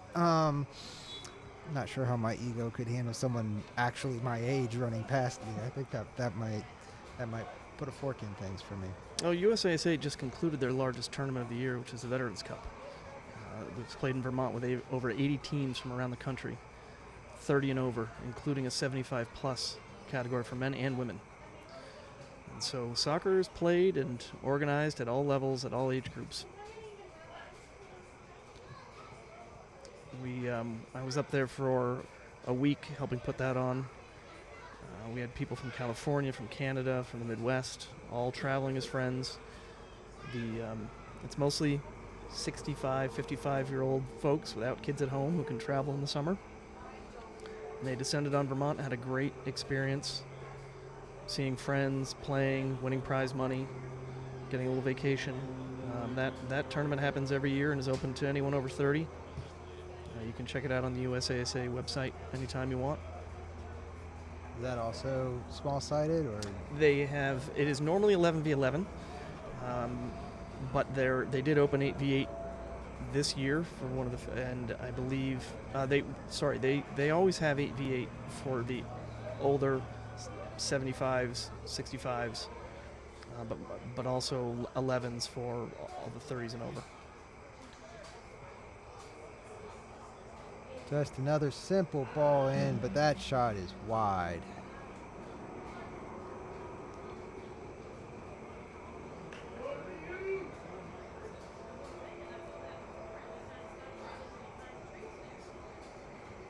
And I was able to spend time with the Virginia delegate of USASA, the state association folks who run the Virginia adult soccer. They were there and had several teams playing as well.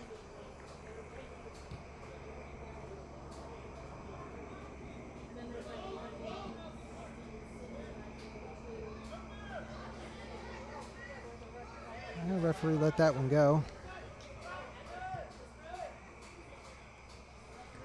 Back to Cruz. Looks like it's going to go out past O'Neill, out to Aliman, who's now on the right.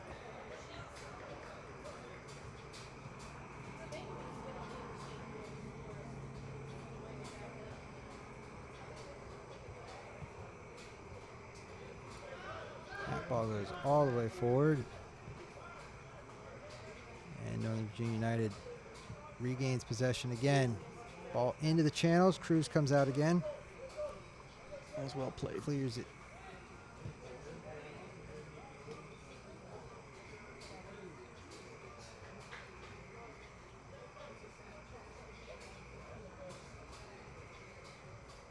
I hesitate to use the term bucket list because of the association with a bucket, but being able to go out onto a field over the age of 60, think I would be extremely proud of myself if I am able to still do that at a level that isn't embarrassing. Is a foul called on Northern Virginia United. It is quite something to see 75-year-olds run around competitively.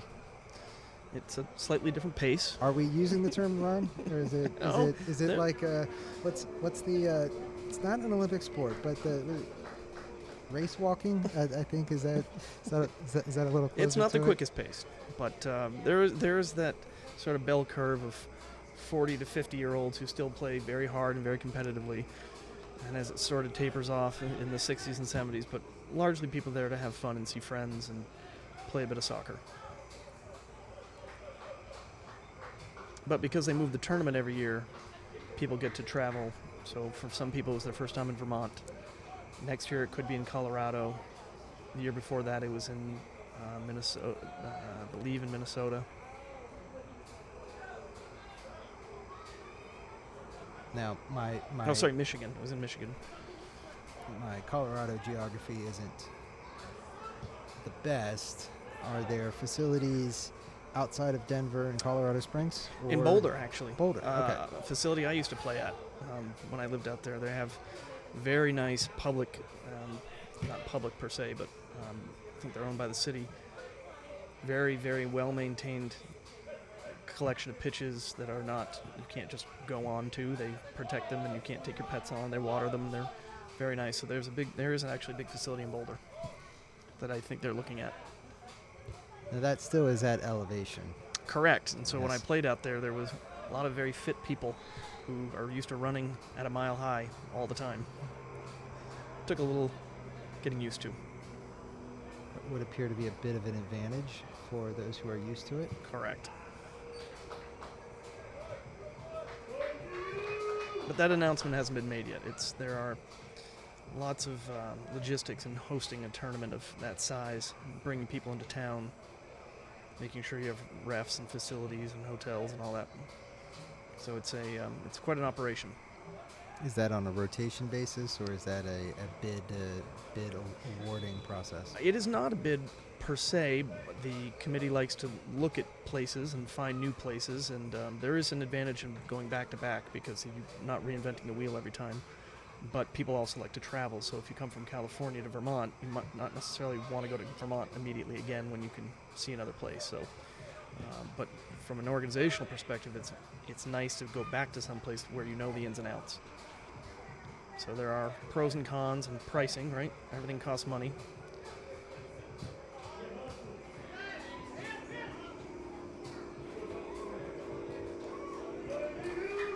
And in Vermont, we were lucky because we have a beautiful state, big lake, good tourist town, so there are plenty of things for people to do outside of the soccer. Some of the best facilities in the world now are in the middle of nowhere, and there's not much to do other than be on a pitch. That does tend to be where the land is. Correct. Portillo was able to get the ball into the box, but unable to keep a handle on it, and is out for a goal kick.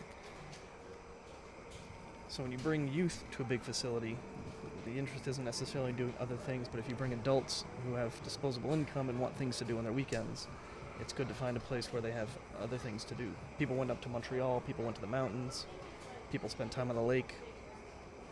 They can make a nice vacation of it.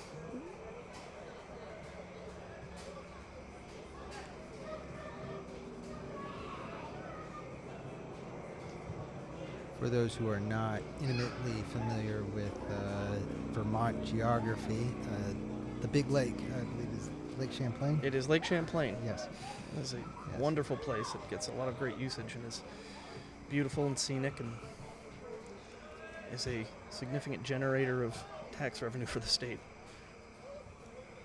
But that was not where all of the fishermen aura that you were mining over the last week. All those fish that were being caught were from an undisclosed location, which you are not going to share at this time. Oh, they were mostly Lake Champlain for sure. Oh, okay. Yeah, Okay. absolutely. It's a big lake. Plenty there to fish. There's in fact Plenty of fish in the lake, I guess it would be absolutely. another way of putting that. for those of you who are serious people. There are multiple bass tournaments that get run around the country, and as I was leaving, there was one, and the Bassmasters on the lake this weekend, in fact. So they get big bass tournaments get run on that lake every year for sure. But a lot of good soccer as well.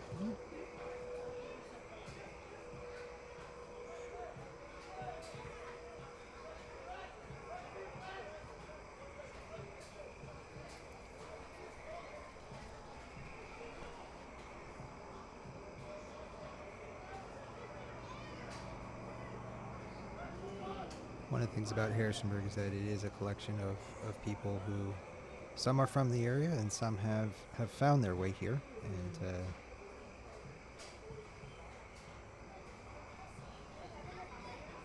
And you have found your way here. You still maintain those Vermont roots.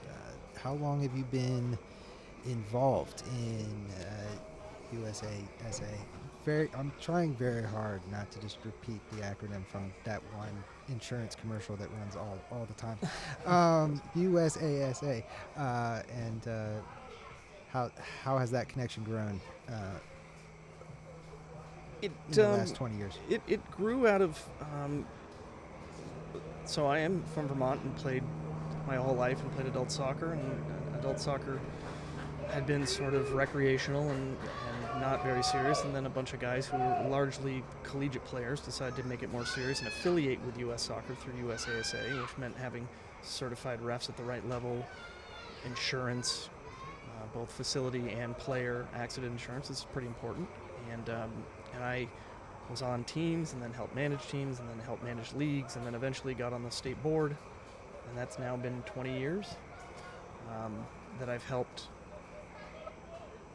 manage, organize adult soccer, registered adult soccer in Vermont. Like here in Virginia, there are plenty of leagues, the Shenandoah Valley League that I play in for years, that is not affiliated with USASA, and that's fine. There's plenty of it, but people who choose to affiliate do so for the advantages of insurance and seriousness, and also access to regional tournaments, for instance. Save by Cruz. Great save. Well done. Well done. Number 17 was in on goal. It's probably the save of the night.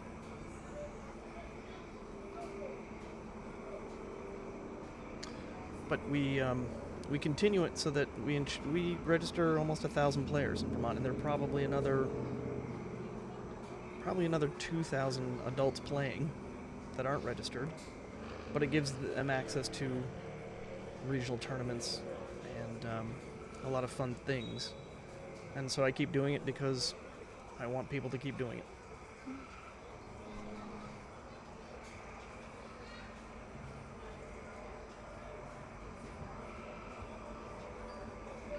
And when you see 65-year-olds travel the country to play the sport they love, it's pretty heartening that the sport has a lot of support, and it looks different from maybe how we used to play it when we were, I never imagined it being seeing grandmas out there running, but there they are, and they're loving it, and so. But do they have orange slices at halftime? Probably would have helped. That's a great ball. That is a great ball. That is a great ball. Portillo on now, cutting inside onto his favorite left foot with the shot. And a deflection. Was a deflection. Goalkeeper had a lot to do there.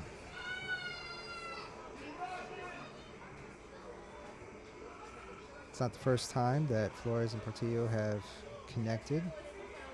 Something that continue to watch develop as Flores plays more. Another ball into the channel. Zatar is out to cover. Coming inside with the shot. Saved by Cruz, and the putback by Northern Virginia United. And that was another excellent save. Unfortunately, no one keeping an eye on the rebound.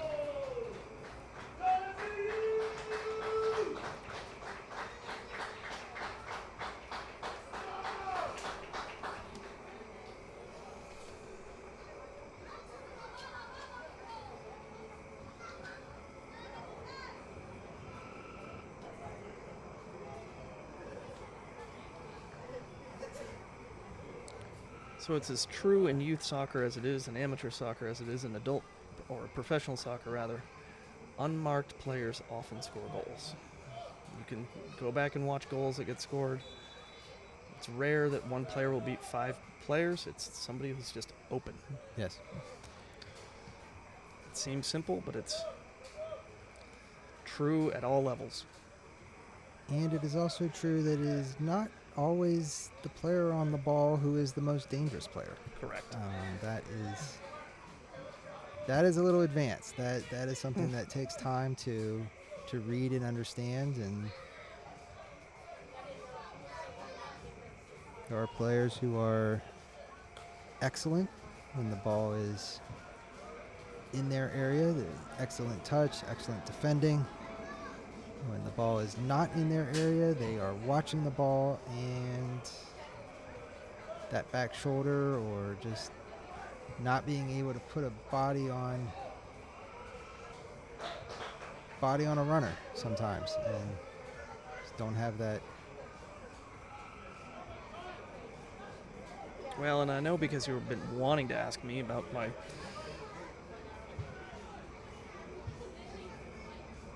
support for Arsenal. One of Arsenal's trademarks as being the best off-the-ball team in the world is making sure you're positionally sound when you do not have the ball. I'm checking my notes here, and I find absolutely nowhere where I wrote down find an opportunity to let Jonas talk about Arsenal. It's good enough to win the championship, you know. But it's off-the-ball work matters. Have to be aware. And open men score goals. Open players score goals.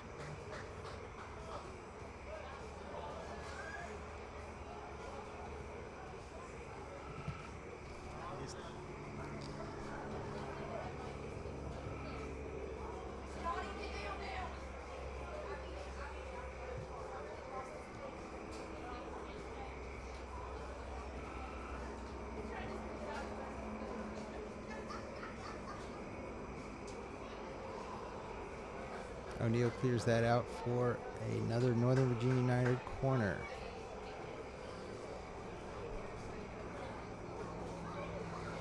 I may be biased. It's important to understand and own your bias. I can't think of a lot of reasons why play was stopped in the second half, which means I am not anticipating a lot of additional time.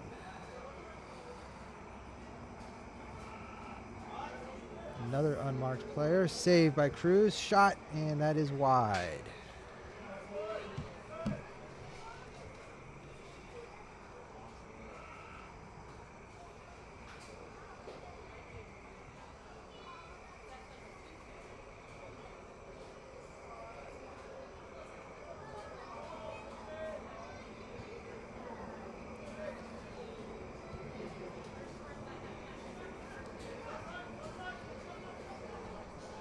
Carranza carrying the ball forward. Finds Zelaya. Back to Carranza. There in the middle. Continuing that connection for good or ill with number 8 from Northern Virginia United. Back to Zelaya. Out to Flores. Oropeza to Campanga. Move doesn't come off. Blue Ridge has a lot of players forward. Alvarez with a very timely block. Back to Oropeza, finds Carranza.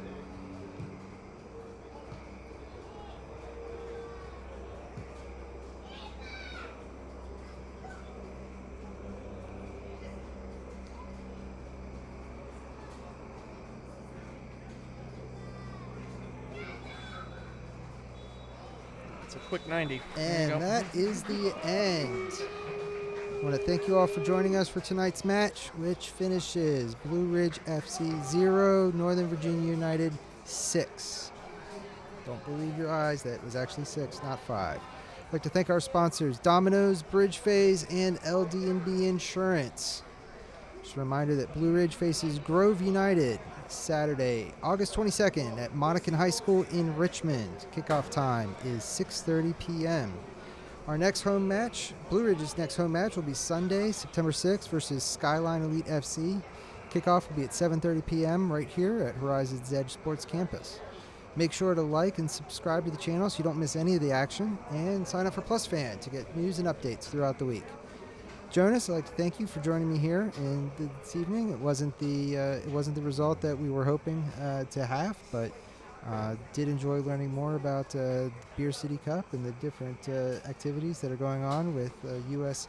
Adult Soccer Association, and looking forward to hearing more about that. Again, want to reassure the great guys who play soccer with me recreationally that no, I am not recruiting to form an over 40 team, but did enjoy learning about that and what's going on. It is important for everyone to understand soccer is the largest participation sport in the United States. It may not be as wealthy as the NFL, but more people are playing soccer in this country than any other sport. And in various formats. It is not all 11v11, 1,000 miles an hour. There are various ways, indoor, small sides, co-ed, women only, age group differentials. There are all sorts of ways to play the game. It's not a one format for everyone. I want to thank you all for joining us for tonight's edition of The Beautiful Game, and I also want to thank the great team at Afterphase Media for producing this broadcast. From all of us at Blue Ridge FC, thank you, and have a good night.